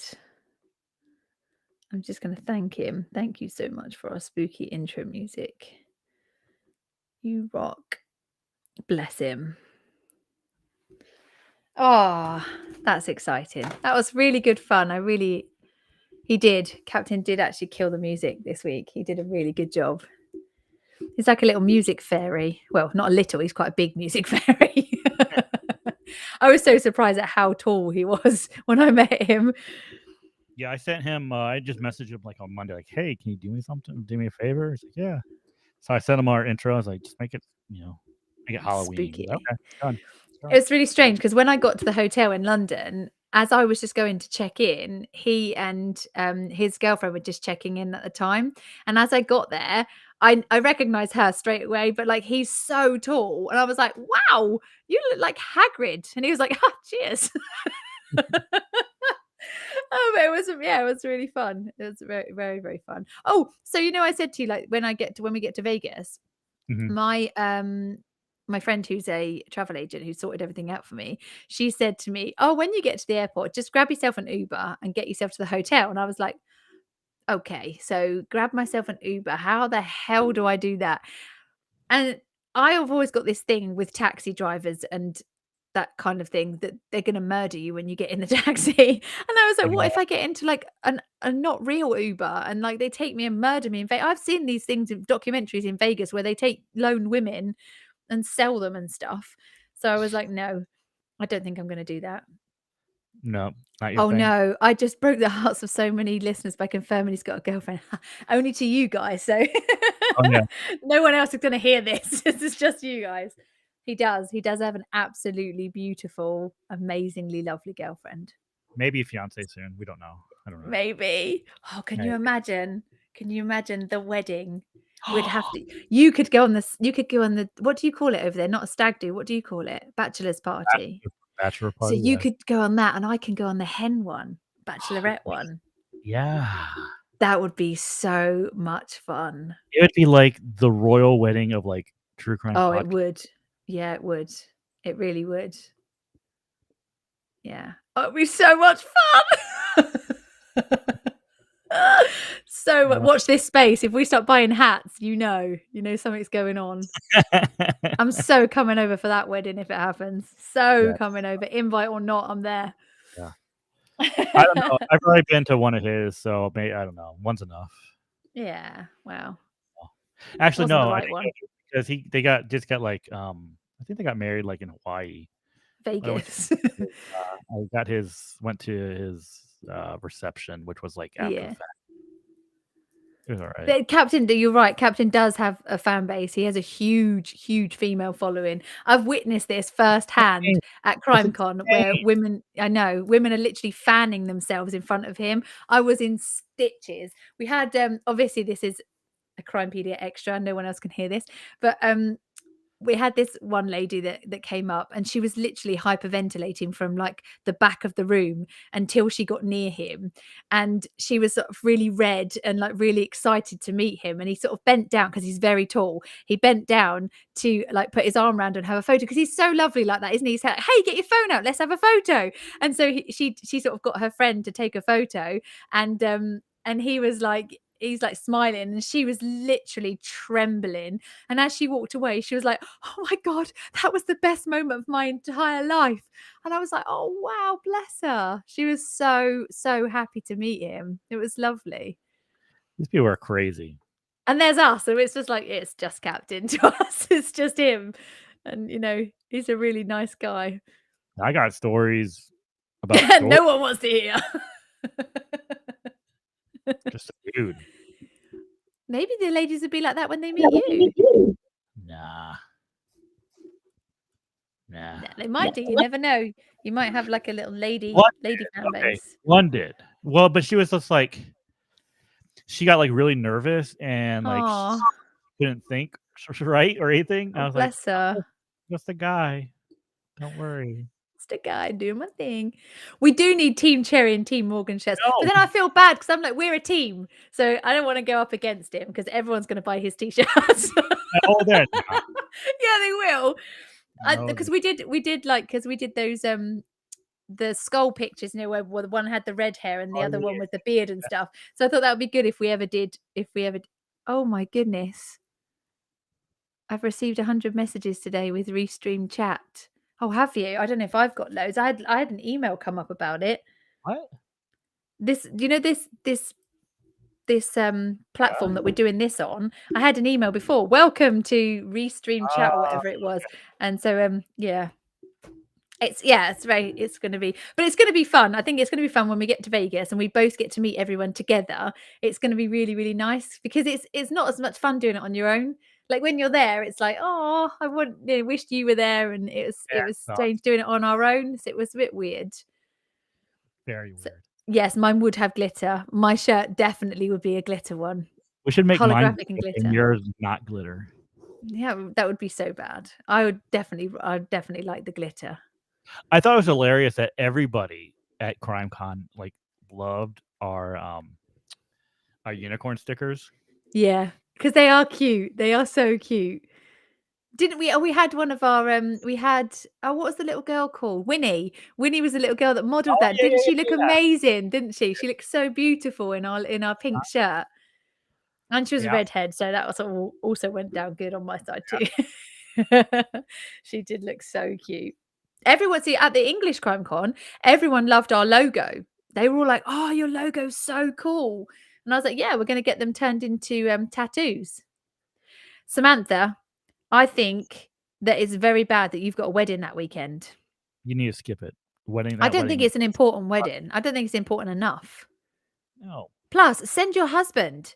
Send your husband. He can take your daughter to the wedding and you can come and visit us in CrimeCon.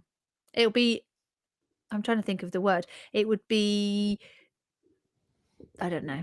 It'll be great. I think it's more important. Like weddings, they happen all the time. Come on. When is Vegas CrimeCon ever going to happen again? It's a once in a lifetime opportunity. Mm-hmm. So much more important than like a bog standard wedding. He's got a bachelor party that weekend in Miami. Oh, hang on a minute. Wait. So he's going to a bachelor party weekend and you have to go to the wedding. No. Nah. Okay, whose wedding is it? First of all, whose wedding is it? Yeah, how important is this wedding? It can't be that important because he's off on a bachelor weekend. Mm-hmm. Yep, look, see? Yep. Send the baby to Vegas to your parents and you can come to Vegas. Yeah, we'll look after her. We'll take her to Vegas with us. We won't mind. Seriously, I can set up a bouncy chair on the. Oh, it's her cousin. Oh, it's a cousin. It's not immediate family, so it's not that important. Ah.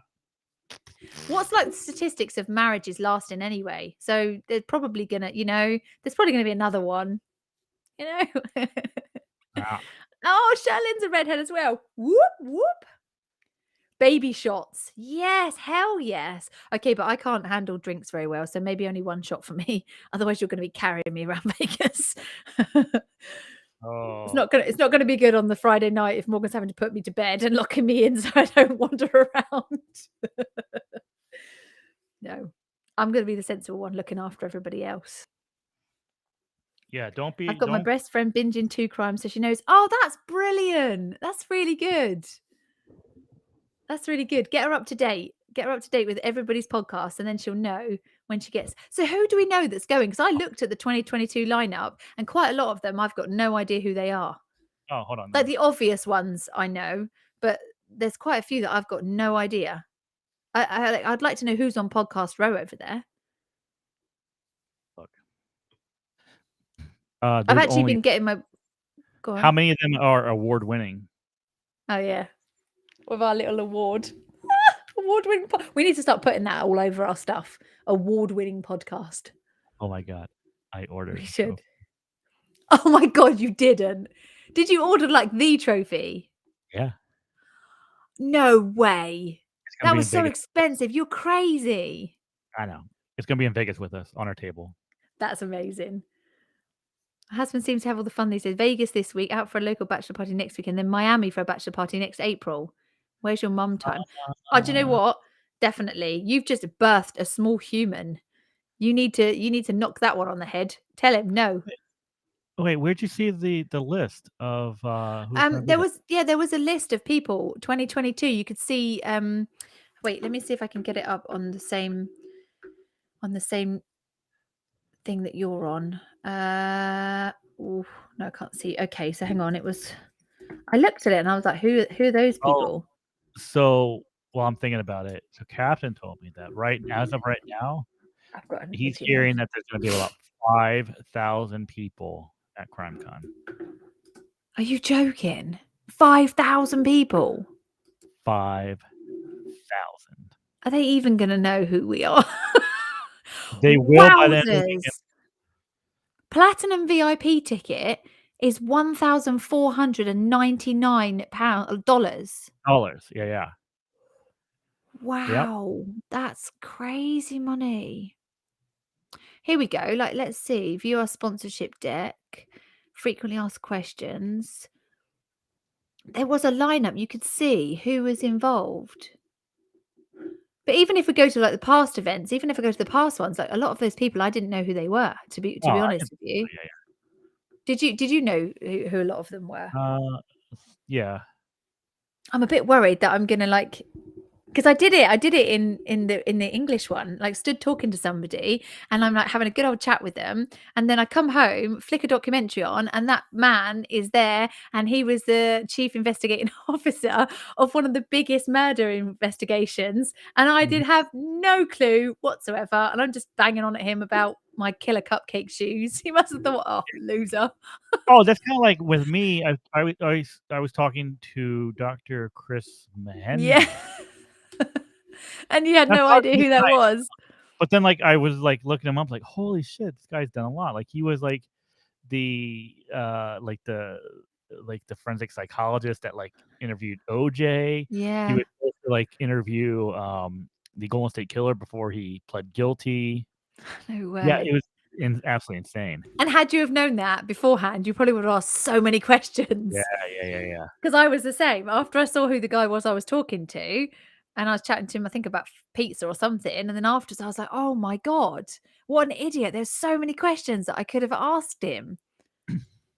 So embarrassing. But he follows me now on Twitter, so yeah, that's my claim to fame. He's now my new friend. The problem is I have all these questions. I have so many questions for people that work in that industry, and I don't want to bombard them with questions, but I have so many. And I must say that Dr. Paul Britton, or Professor Paul Britton, he's been really lovely, and he's answered all the questions that I had, and he was really nice. We've had a really good email conversation going on. And yes, Samantha, that is exactly it. I think your mum would love to have Valentina for the weekend, definitely. And I think you should treat yourself. Yeah, I think Vegas would be a nice relaxing break. You know, you've had a baby, bit of mum time, bit of pampering. I'm sure we can find somewhere to pamper you. Yeah. We'll get to dress up one night and go out on the town. Yeah, out on the town, do our hair and makeup, and have a bit of a. We want to go somewhere to the Chandelier place, the Chandelier bar. Yeah, we wanted to go there, didn't we? Because it was pretty. But then while we're there, I was thinking, like I said to you, there's a Saw escape room. Oh yeah, and I think we should get a group of us, like you and me, maybe Captain Nick, and see if we can go and do the Saw escape room, because I think that'd be really good fun. See if we could work it out. Yeah. I might look into that and see if we can we'll find out what time when they're flying in. So maybe we could book it for like the Thursday. Their special flower. Special flower shot. What's that? Oh, yes. I'm liking this more and more. So what are you doing tonight? Somebody did ask us a little bit, but I missed it. What are we doing for Halloween tonight? Well, it's like 8:30 here. So a lot of people did their Halloween parties yesterday. So we were just like scaring the kids at the front door. I'm just saying, your makeup is fantastic. Do you like it? Thanks. It's just eyeliner. I just did it with eyeliner. Oh, really? It's quite good. Yeah. It's just eyeliner. It's just smudged it all and just had a bit of fun. I am not doing anything. So trick-or-treating here was actually on Thursday. You have like a set time for you, don't you? Yeah, they in Columbus, they never do it on weekends. So they won't do it on Friday, Saturday, or Sunday night. Why? So they always do it why? Yeah. So that kids aren't out late causing trouble, pretty much. Oh, I see. Oh, okay. I would have thought that'd be quite good, because then they're not going to school the next day. So. Well, yeah, that's the thought. If we do it on school night, then they're not going to be out late because they have to go to school. Okay. You taste the shot and it tastes one way. You eat the flour and it makes your mouth go numb. Then you drink the shot again and the drink tastes completely different. That sounds amazing. That sounds really cool. That's crazy. I am literally so excited. I'm going to be talking to whoever I'm sat next to on the plane. The $25 a shot. Oh, I'm keeping you away from that bar. I'll do that. We'll get That's Captain it. the No. No. You've broken your mic now. I told you I Oh need to dear. You do need to get a new one. I think you should get a pink one. I do. I haven't got anywhere to stick a little Crimepedia sticker on mine. Mine's mine's like a radio. Hello, radio presenters. I should have mine up higher so it forces me to sit up straight. Yes. Yes, you should. But you're the professional of the two of us. Why? Because you did radio.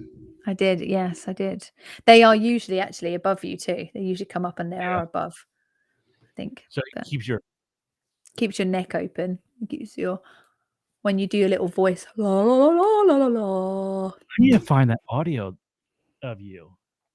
What audio of me? No, you don't need to do that. I do. No, you don't. It's fine. You really don't.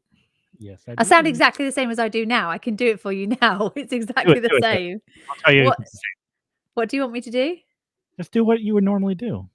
Okay. Talk about what was the place that that you always had commercials for?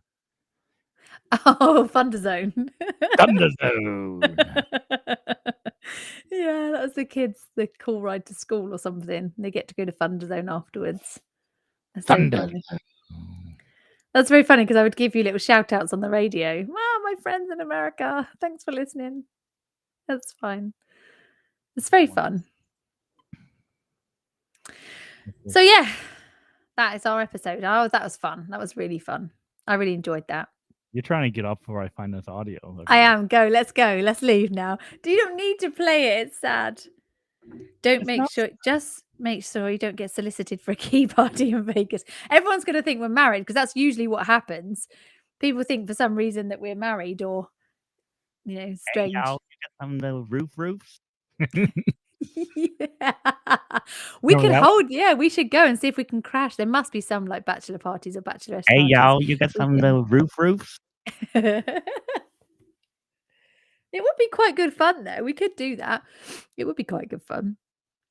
See if we can go and join. We'll have to just get some like paparazzi to like follow us around so everyone thinks we're really famous. We might get loads of free drinks. We do need to get some pictures taken in Vegas though. I think that would be a good idea. We need some pictures of us together. That would be fun. Yeah. We are work wife and work husband. Yeah, that's true. It's my work husband. That's so funny. Never fight. This is great. Sorry? It's perfect because we never fight or anything. No, that's right. I don't have to pick up your dirty socks. It's all good. Don't have to wash your clothes. It's ideal. Nope. Ideal marriage. That's going to be fun. I'm excited. And it's coming really close now because it's like nearly Christmas. Once Christmas is gone, we are going to be on the countdown. And then I'm going to be texting you, I'm at the airport. I'm so excited. And we've got a couple of days of fun, haven't we? Like beforehand. We've got a couple of days of fun, which is quite good. So we get in, I think we get into Vegas on the Wednesday. So we've got a couple of days before we start work. So we can go and have like a touristy walk around and fun stuff before we get going. It's because it's going to be busy once it gets going. Yeah, it'll be full on, won't it? Mm-hmm. I wonder how many people will ask us this time. So what's your podcast about? We'll be like, well, true crime. Yeah. So many people ask me that. So what's your podcast about? It's like, it's a true crime podcast. What do you think it's about? Yeah. But yeah, it's fun. It's all good. And I had this guy who said to me, surely you don't do that full time. I said, sorry? He was like, surely you don't podcast full time. He was something to do with filmmaking. And I was like, well, no, not at the moment, but we're really busy. And yes, we'd love to do it full time because we have so much stuff we want to do. And he was like, yeah. So how much research do you do into your cases? Do you have someone write them for you? I was like, no, we write our own cases. Thank you. And he was like, you write your own. I write my scripts out. You don't. You have your notes. Yes, I have notes. I'm not But very good. I'm not very good with scripts. I don't think. I think if I scripted it, I Mhm. think maybe it would sound like I was reading. Maybe I don't know. I I have think like I'm lots better and with lots of scripts. notes. I think I'm better with scripts. Yeah, And last week I did really good you did. without fumbling around. You did. And I love it. It makes me laugh. I love it when you mess it up because it's like it would just be one word. There'll be one word that you just cannot get out no matter how many times like, you why try. did I use this word? Yeah, and then sometimes you'll just completely eradicate that word anyway, and then other times you'll do it like 5 or 6 times and then finally get there, and I'm trying really hard not to laugh and distract you. And like So last week, you're like, you had a bunch of really hard words you in there. did! I was so proud of you because there was loads of really long, hard to say words, and you didn't mess them up once, so I was really, really impressed. Let me see. What would have it been? Oh, I know what I was gonna tell you that I forgot to tell you. I think we should have a Crimepedia Christmas party, Okay. and I think we should do it so that people can drop in Yeah. and see us. So we can invite some of our friends and our other Ooh, podcasters to kind yes. of just pop in at our Christmas party and say hi, like at Yeah. various points of an evening. So maybe we should do it for maybe like, I don't know, a 2 hour one or something. And at That'd be good. various points, people can just pop in and say hello. I think Yeah. that would be quite good fun. Like, Can we have people drop in on this? Is it because we never used this before? yeah, we can. I can invite people. Just So like we how could I invited you. Yeah. yeah, so we could invite a few people to like drop in and out and give them like a I don't know, maybe like a 10-minute slot or something, and Yeah. we can chat to them. That would be good fun. Oh, let me see something. So if there's anybody that you want us to invite to the Crimepedia Christmas party, let me know and we'll drop them an invite and they can come in and I know 2 people straight off I want to invite. Who? Alvin and Fran. Yes, I was gonna say the same thing. I want to get Alvin and Fran to pop in on our Christmas party. It'll be nice to have them. They're so funny. So, Yeah. so funny. Every If time you I get in the shower, I think of them. Yeah, and if you're one of our patrons watching now and you haven't listened to their podcast, you should. Oh, they're so funny. Like, Affirmative literally Murder. laugh out loud funny. Affirmative Murder, definitely try them out. I Because felt that they talk quite a lot first, don't they? They talk a lot about their days and stuff like that before they get to the case, yeah, yeah. and they're very, very funny. I love them. Let me see, where I just saw Oh something. my god, you never guess what? What? Two train this is breaking news on the BBC. 2 trains have crashed in Salisbury, which is where the case was today. Oh my Emergency god, services are now at the scene. look what you did. How mad is that though? That it had to be how it was there. That's so weird. Look it up. Um, How mad is that? not on BBC yet. BBC I just got a BBC breaking news thing that's come Oh, through. no, okay, hold on. So 2 trains have crashed. That's crazy. There we go. BBC breaking a number of passengers have been injured in a crash between 2 trains near Salisbury. Happened near London Road with the police, the fire service and paramedics and British Transport Police are now at the scene. 12 people are thought to have been injured and one of the drivers is believed to be trapped in the cab. Dorset that's and it. Wiltshire Fire and Rescue declared the crash a major incident with 50 firefighters in attendance. The other Wow. train services in the area, close to Fisherton Tunnel. Oh my God, that's where he was, Fisherton, in the city, have been halted. BBC reporter James Ingham said none of the passengers were believed to have been seriously injured. One train was on its side. Emergency services are now responding to an incident at Fisherton Tunnel near Salisbury Station. Oh shit. Holy shit, that's crazy. That's spooky. Wow. Described as Oh, one of that's really Earth's sad. greatest light shows, Oh, and I Aurora hate is one of this. There you go. I forgot about that. Did you hear about how like the aurora borealis was like supposed to be Yeah, we should be able to see it. I Can you forgot see it where you are? possibly. When is that supposed to be? I thought that was like last night and maybe tonight. Oh, Let me see. Heart region, blah blah blah blah. Just as this weekend. just Or this week, so we might might be be able to see it. yeah. Might be visible this weekend from Portland, Oregon to New York City. Oh, so we won't be able to see it here. That sucks. You get all the good stuff over there. You might. I'll try. Oh, look, Samantha got a notification about it through AccuWeather this morning. Oh, I'll have to see if we can see it. It's a bit dark here. I don't think we'll be able to see it at all. I heard that if you do a bunch of drugs together, you see that all the time. LSD. That's the way to always see them. PCP.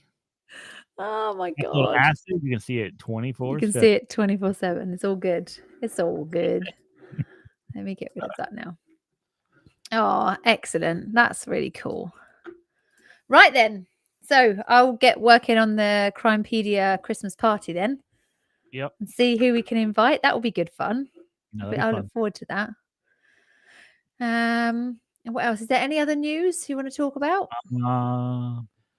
I'm sure everyone saw the case from last week. The coroner came back and said the cause of death of Jelani Day was drowning, but that doesn't say how he got in the water. But I also don't understand how they can give that. That's what I said to you. I don't understand how they can give that cause of death when they have no internal organs to be identifying and talking about. So how can they test internal organs that weren't there? Well, there was enough there to do toxicology reports. Toxicology, yeah. Yeah. I don't know. It's strange, isn't it? It is very strange. Next week's another strange one. We've talked about it briefly. They make me mad, though, these cases, because I think that it's not enough done at the beginning, which then hampers the investigation further down the line. And that's what makes me mad. We shouldn't have these sort of things happen in this day and age. It shouldn't be happening like that. Look at Teddy's case. We're still talking about this 100 years later. Yeah, I know. It's crazy. Yeah, exactly. It's sad. It's really sad. I feel for Jelani's mum. Yeah, and you know what? It pisses me off because I think people are turning it political, and that shouldn't be. No. There's a bunch of stuff out there that people are making it political, and there's no reason to make it political. It's insane. No. And the fact that a lot of people will comment on that and put things into cyberspace that other people pick up and believe as truth. And that's not, I don't think that's helpful either. I don't think it's helpful. And I think that can hamper investigations by doing things like that. There's, Oh, you're right. I don't think it's scary. It's sad. It's really, really sad. Yeah, I know. I think, this just side note, I was just thinking about this, popped in my head. I think we need to do some more of these videos. Like this? Yeah. Yeah, we can do. Yeah. Can if you want to. Why not? I love this background. I think the background looks so cool. I love it. I really, really like it. A lot of I've noticed a lot of podcasters do videos. A lot of podcasters put their videos on. Yeah. I watched Shahom, Dr. Das. Yeah. I watched Shahom and Sean Atwood's. They did obviously, I don't know if you know, obviously you do, but I don't know if people know who Shahom is. So Dr. Shahom Das is a forensic psychologist, and he works at Broadmoor Prison. He has done here in England, and he was a guest on Sean Atwood, and Sean is a guy who was in prison for, I think, money laundering, basically, and he's now turned his life around. I think he's a British man, but he was in prison in America, and he was done for money laundering. I think he worked on the stock exchange or something like that, and he's now turned his life around and is now trying to tell kids about not getting yourself into prison, kind of thing. And he does a YouTube channel. He doesn't do podcasts, but it's a YouTube channel. It's really interesting. He interviews some crazy people, amazing stories to tell about life inside prison. And it's if you know me very well, prisons absolutely fascinate me, and the way people behave within a prison system really fascinates me. And I watched Shahom and Sean's talking about a murder of a British woman in Greece. Her husband murdered her, or boyfriend murdered her. And it was a bit more about how domestic violence, the forensic psychologists look into domestic violence. It was really interesting. Yeah, really good. I've forgotten why I was telling you that, but Yeah, I don't There know. was a reason. There was a reason I was telling you that, but I watched it. It was good. Check it out. I feel like I need to find some podcasts to listen to. Ever since I started this, well, actually Mm, starting Captain and Morgan, I yeah. listen to any podcast. I can't. What? Because you can't listen because Um, we do ours, or you can't listen because you just don't have time? maybe a little bit of both. I don't know. Yeah, Well, okay. So one thing is, I used to listen to podcasts when I would drive to work, of course. And now you don't and at the moment. Yeah. I haven't driven to work in since March of 2020. Mm, Um, but then I also think I don't want to listen to any true crime podcast because I don't want to pick up on things they talk about. yeah. I listen to quite a lot of crime. Do listen to a lot of crime podcasts. Oh my god, I forgot to tell you this. This is hilarious. Okay. So Captain got like a message from someone recently saying, "Hey, I don't know if you know this, but there is a podcast out there called Crimepedia that they're using like your audio. They're like ripping you off." What? And so she's talking about Dumb Criminal when he recorded that for us. No He's way. "You don't know about this? You need to tell them to stop that because they are ripping you off." He's That like, is "Oh, well, so thanks for letting funny. me know, but Morgan's like one of my best friends, and like I recorded that for them." Oh, well, we just randomly like got him to say it and recorded it and used it Or without no, his knowledge. I think she thought we took it directly from their podcast. Like we Come went and on. like we like recorded it from True Crime Garage. But she must have listened. She must have listened to our episode to get right to the end to hear Dumb Criminal. So she must have Yeah, heard us say, "Hey, Captain," or "Thank you, Captain." Oh, yeah. come on. That's so funny. That is so funny. That is brilliant. I wonder if she still listens or whether she's heard that, got in a huff because she thinks we've ripped off True Crime Garage and doesn't I listen anymore. I was gonna say something about it, like, during our intro today. I was like, "Ah, I won't." Maybe next. No. Yeah, no. It's not worth it, is it? That's so funny though. That's really sweet. Oh, good for her though for letting him know. That's I suppose that's quite nice. But she could Yeah. have asked us first, and then she would have known that we didn't like They are rip it off. ripping you off. Oh, we're so bad. Controversial.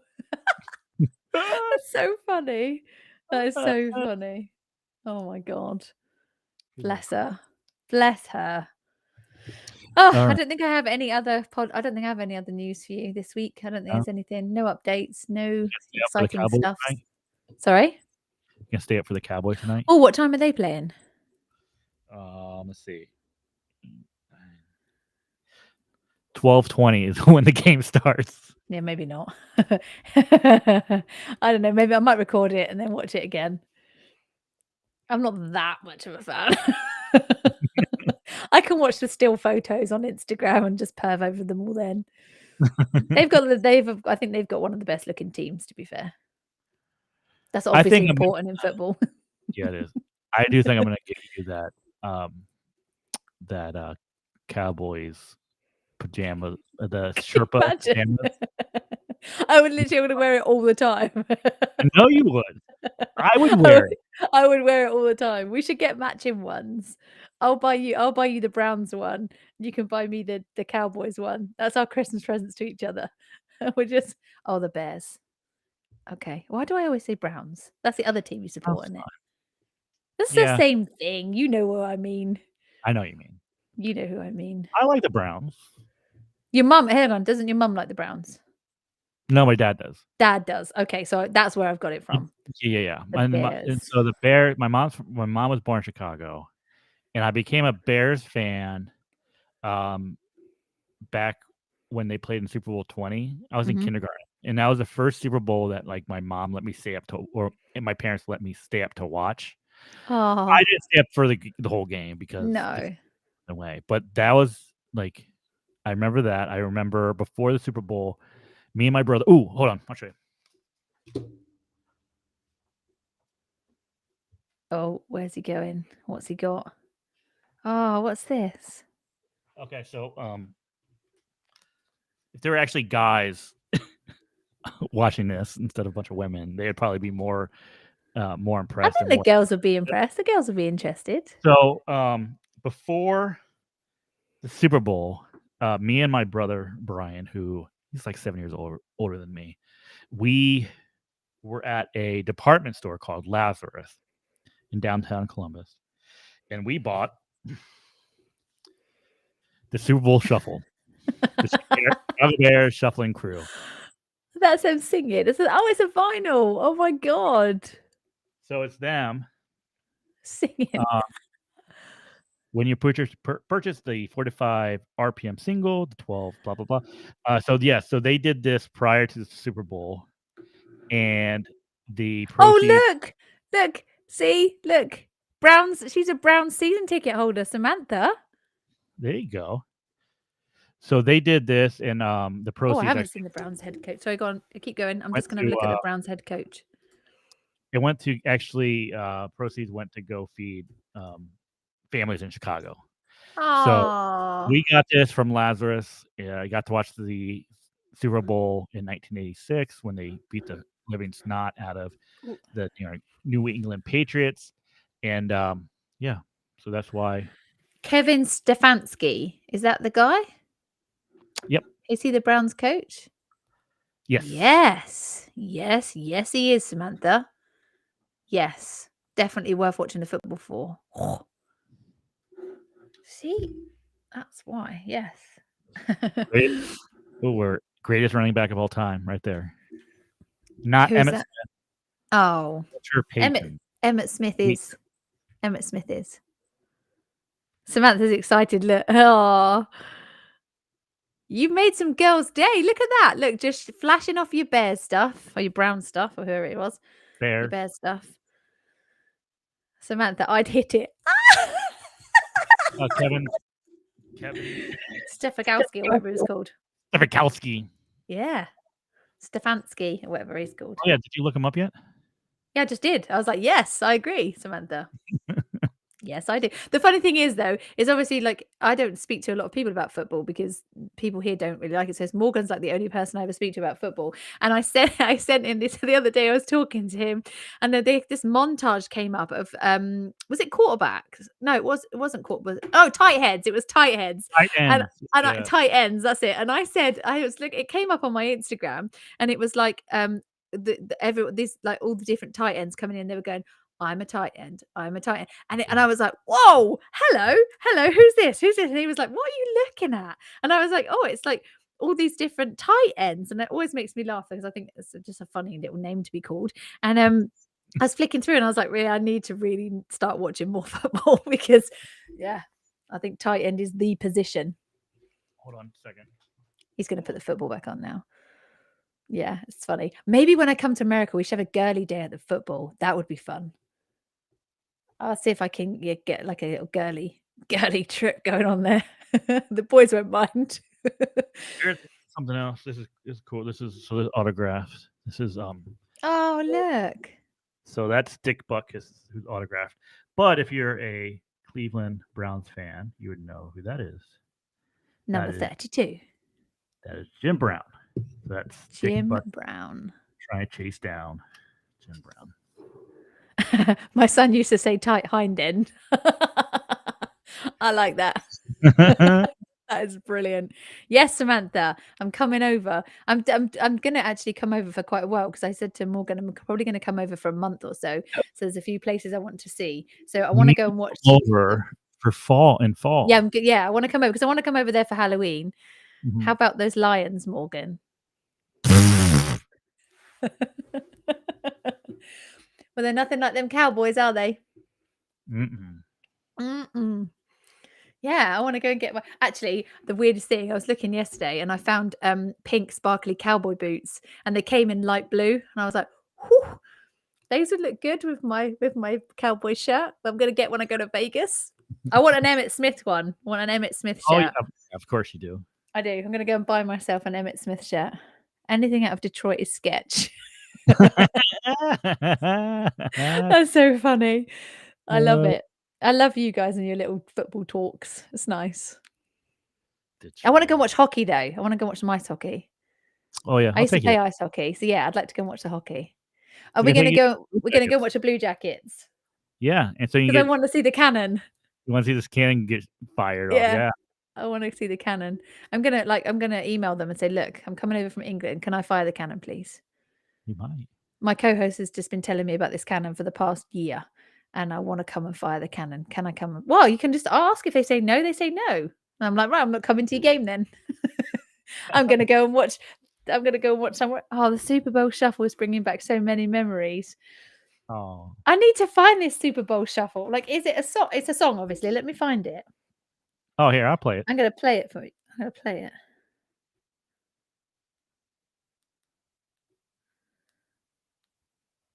I got it. Oh, here we go. It's got the lyrics as well. Hang Oh, on. you got it? Yeah, I think I've got it. All right. Super Bowl Shuffle. Wait. Oh, it's some guy singing Here, Chicago here. Bears. Oh, have you got it? Let I'm me. gonna get the.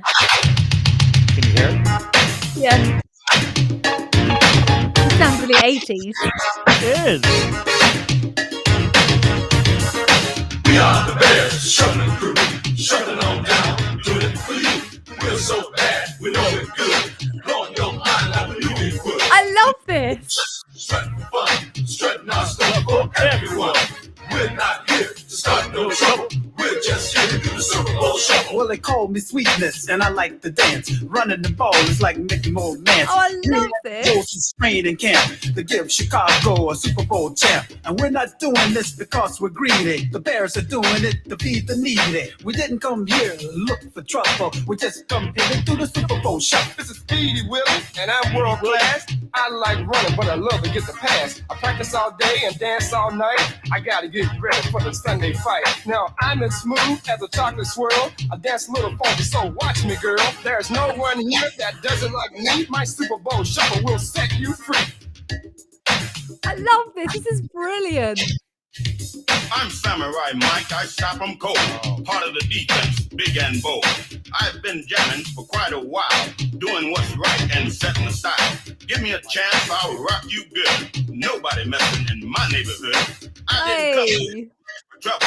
I just came to do the Super Bowl Shuffle. We are the Bears, shuffling crew. I love it. Doing it for you. We're so bad, we know we're good. Blowing your mind like we knew we would. You know we're just strutting for fun, strutting our stuff for everyone. We're not here to start no trouble. We're just here to do the Super Bowl Shuffle. Oh, I need to see the dance. I need to get dancing. Oh, bless them. They literally are shuffling. They look so uncomfortable.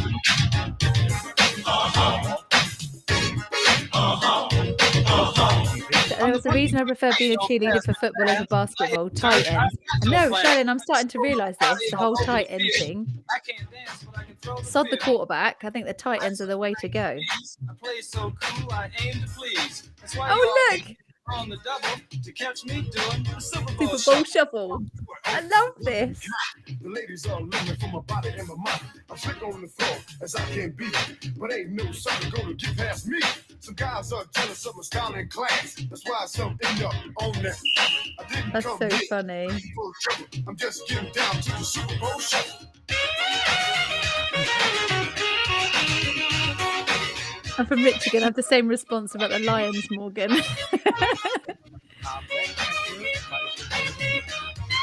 So who is this? This is the one I found. This guy plays for. He plays for Arizona Cardinals. He is called. Zach Ertz.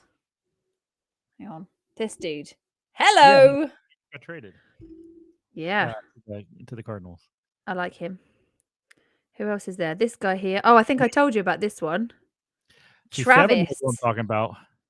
Travis. Travis Kelce. Yes. Hold on. Yes.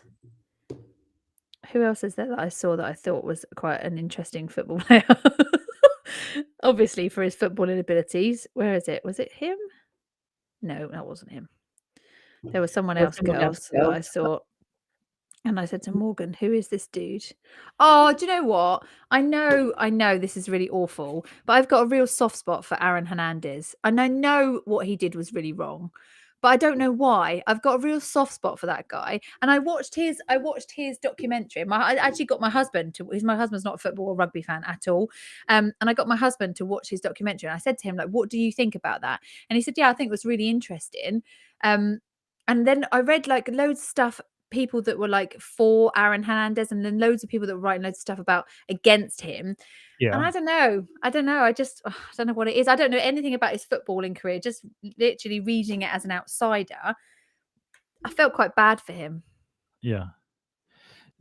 Like CTE is some scary stuff. Scary. Like we've just over here at the moment, we've got a Welsh rugby player who is suing the RFU because of the procedures after he had head injuries, and he was saying that he was returned to the game too quickly following head injuries, and that when not psychologist, but whoever it was the doctor that went to do their training, because there was some sort of answer to some questions that they were given, they used to pass the word along the team so that everybody would get it right, so they could just play rugby. And so he said, like, literally, when you're an adult, you've got a career from like 18 to whatever. And then he said, but a rugby player can only really realistically pay to like 35, 36. And all you want to do is play rugby. So you ignore those warning signs. And he said, like, the powers that be should have recognized the bad signs. And I was thinking exactly of Aaron Hernandez then, and reading about the state of his brain when they took it out because of football. There's got to be something that would affect your cognitive behavior. There's got to be, there's got to be something that would affect it. I'm not sticking up for him and saying what he did and his behavior was right, but well, you remember one of the very, very first things that we did together back when it was still Chris Benoit. Chris Benoit. And how bad his brain was. It was like pretty much. I mean, it was just complete and utter garbage. And look what happened to him. I always think of him. When they talk about stuff like that, because that's another one that I felt sorry for. I felt really sorry for Chris Benoit as well. And I know that like what he did was really wrong. And I'm not saying that in any way justifying his behavior, but surely that's got to have something to do with it. The hits that these players take. And I know a lot of people say, well, they know what they're getting themselves in for before they sign up for it. I get that. But, I just think, it's. I mean, look, I had at least two major concussions when I was like 15. One was in October 94, and the other one would have been like June 95, where both of them I ended up the first one I ended up like unconscious on the ground for like 15 minutes or something. The other one I never went unconscious, but I had both short and long-term memory issues from it. Yeah. Like, even though that was like such a long time ago, I still worry about that. Like, how did my brain heal from that, and how has it affected me since? Like, it was bad. It was like the second one. It was my sister's birthday, and it was so bad where. I remember that. I remember you telling me about that. Yeah, where like there's balloons up in my house, and I would go and I look and like, oh, whose birthday is it? And they'd be like, oh, your sister Claire's birthday. Your sister's birthday, yeah. Like 5 minutes later, I'm like, whose birthday was it again? And they would tell me again. Yeah. But then I would also have like my friend Aaron was there, and he was fucking around with me. He's like, hey Morgan, he's like, you owe me $20. But I knew that. Get out of here. Yeah, but yeah. So I mean, it does, and I think it does make me wonder. I don't know why. I've just got a bit of the Aaron Hernandez case. When I watched that, I was just like, actually, he's not the arsehole kind of like. I know he was at some. His behavior was bad, and obviously being a star got to his head a little bit. But I don't know. That case, I didn't come out of that feeling like he deserved everything he got, and the fact that in the end. He killed himself, and I think you never got answers from him, and you never got to. I think that was really sad. With Hernandez and like Chris Benoit, think about it. You have two career paths that the possibility of head injuries is extremely high, right? But then the other thing you think about is they're two career paths that have a whole lot of aggression involved. Yeah, yeah, of course. And so. You got to imagine that there's, with I don't want to say limited brain capacity, because it's not really limited brain capacity, but it's like we don't understand exactly what it's affecting and what parts of the brain is affecting. That's right. Yeah. They get to these points where they can't turn off this this aggression. No, that's right. I think all the girls are in agreement that tight ends are like the position. the preferred position. It's so weird because like historically tight ends are like always like an afterthought for the most Yeah, part. but they're quite hot though. To be fair, there's a lot of hot ones. I thought everyone loved like the quarterback. I thought like the quarterback was like the gorgeous one, but I don't know about being gorgeous though. I think there's more good looking tight ends so far than there have been. I like the sound of a tight end too.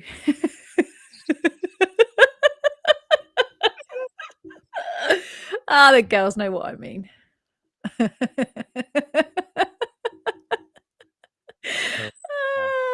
I don't know. Well, I'm just glad NFL draft weekend is over when we're in Vegas. It's exciting. We might get to meet some footballers. Get to meet some tight ends. That would be great. I wouldn't have a clue who they are. Okay, so what in rugby? What's the good-looking position? The flyback, the well, no, the fly half. I get. Well, there isn't really a good-looking position like that. There's not really like the not a hooker. Hookers aren't good-looking. Don't say that, because I don't know. I think sometimes the really beefy ones are really handsome. Joe Marler, I think he plays for England, and he's a really beefy, bearded Viking-like looking man, and I think he's quite, he looks like he could stick up for you in a bar fight. I am looking up best looking rugby players. Oh, come on. I'm going to have to do that too, and I'll tell you if I agree. Here, I will do this. I'll share. Okay. So everyone can see. Let's have a look. Best looking rugby players. I bet Danny Care's on there. I don't agree with that. Boop. Okay, here we go. Okay. All right. Oh, this is like the world's. Is this the world's hottest rugby players? Let me just get this large. So this is here. Let me start down at the bottom. Okay, let's go. Work up. I don't. When is this from, anyways? This is from. Okay, 2019. Good enough. All right. Here's 19th. David. He's from Georgia. Kachav or whatever. Kachavar. Okay. Cam Dolan, United States of America. No, I don't know about Cam. I feel bad though. It's a bit bad, really, because he's just going on their faces. Fijian. Okay. All right. It's bad, isn't it? Just Anthony Watson. My daughter likes Anthony Watson. He looks like Sideshow Bob from Simpsons. Come on, it does not. Yeah. Do you know who? I'll tell you at the end who my favorite was. Andres Villas-Uruguay. I don't know him. I don't know him. Uruguay. Okay. 14th. Alan Dell, Scotland. No, he's from Scotland. No, Helen. France. No, he's from France. They're dirty. No, don't like the French team. They're dirty players. Manu Tuilagi. Yeah, not bad. Yeah, he's a British one. Yeah. I wouldn't have put him. He's not top of my list, but Jeff Hassler. I don't know him either. Georgie. Okay. Yeah, from Georgia. Georgie from Georgia. Dean Budd. Oh, I do love. But then if you look at the guy to the left of him, I think he's better looking. Him? Yeah. Bit angry. No, Harris. Scotland. No. They're always mean to us when we go up there. Robbie Henshaw. He's Irish. I bet he sounds nice. He's a baby face. Yeah, he's got a baby face. Owen Farrell. My daughter loves Owen Farrell. Absolutely loves him. It's not my cup of tea. A big forehead. Good rugby player, though. No, he's French. Rossi. I don't care. He's French. Damien Duallon. Oh, I bet he sounds nice when he talks. Cody. No, he's from New Zealand. They're very dirty. It's been going on the Six Nations. Georgie Ford, no. Georgie Ford is not my. No, he's not my cup of tea. Jaden Hayward. These are not names. There he is, There was Jaden no from Italy. Italian name Jaden Hayward. There are No, no but maybe Italian. he's of Italian descent, so he plays for them because there's more chance of him Alright, playing let's for them than see England, today. maybe. There you go. Let's check this one. There's Dean Budd again. Look at that beard. That's a good beard. That is a good beard. Jordy Murphy. I don't know him. He's from Ireland. He's a very apparently. pretty wife. Robbie Robbie- Henshaw. Oh, he's cute. No. Damien Duallonde. That's the guy that you said probably sounds good. He's the South African. Yeah. Craig Wing. No. He's Australian. 6. There's Owen Farrell. No. How funny. I never thought he would be no. I wonder who made this list up. Who's number No, absolutely not. He is my least favorite rugby player of all time. No. Absolutely no way. Jaden Hayward again. The Italian without the Italian name. No way. Wait a minute. I'll show you. Wait, let me think. Okay, so Ben Cohen used to be my most favorite rugby player. I used to absolutely adore him. But then he cheated on his. This is the picture I used to have up at work when I used to work at the radio station. That's the picture I had on my wall. I had to take it down because HR said it was sexist. That was my favorite player. But then he cheated on his wife and he cheated on his wife with somebody else. But then my best friend rang me one day and said, "Do you know a guy called Ben Cohen?" And I was like, "Yes, obviously." And she was like, "I just found out he's my cousin." And I was like, "You are absolutely joking." She said, "No, he's coming to my house this weekend for a barbecue." Yeah. I wasn't allowed to go. Who's this?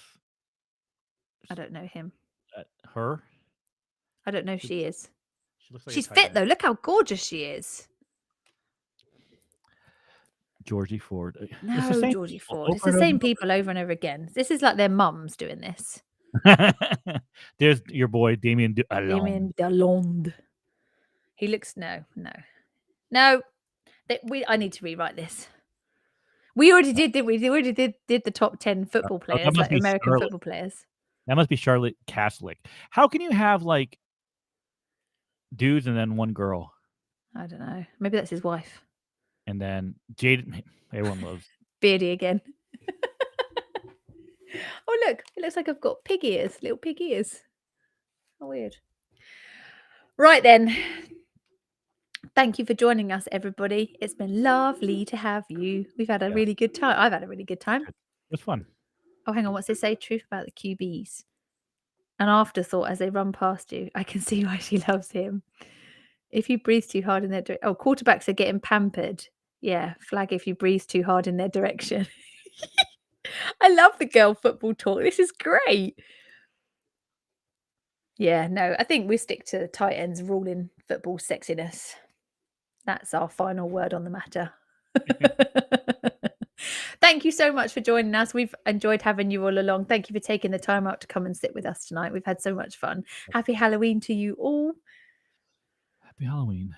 I think it's chili time for me. Go and get some chili. Go and get some dinner. I will.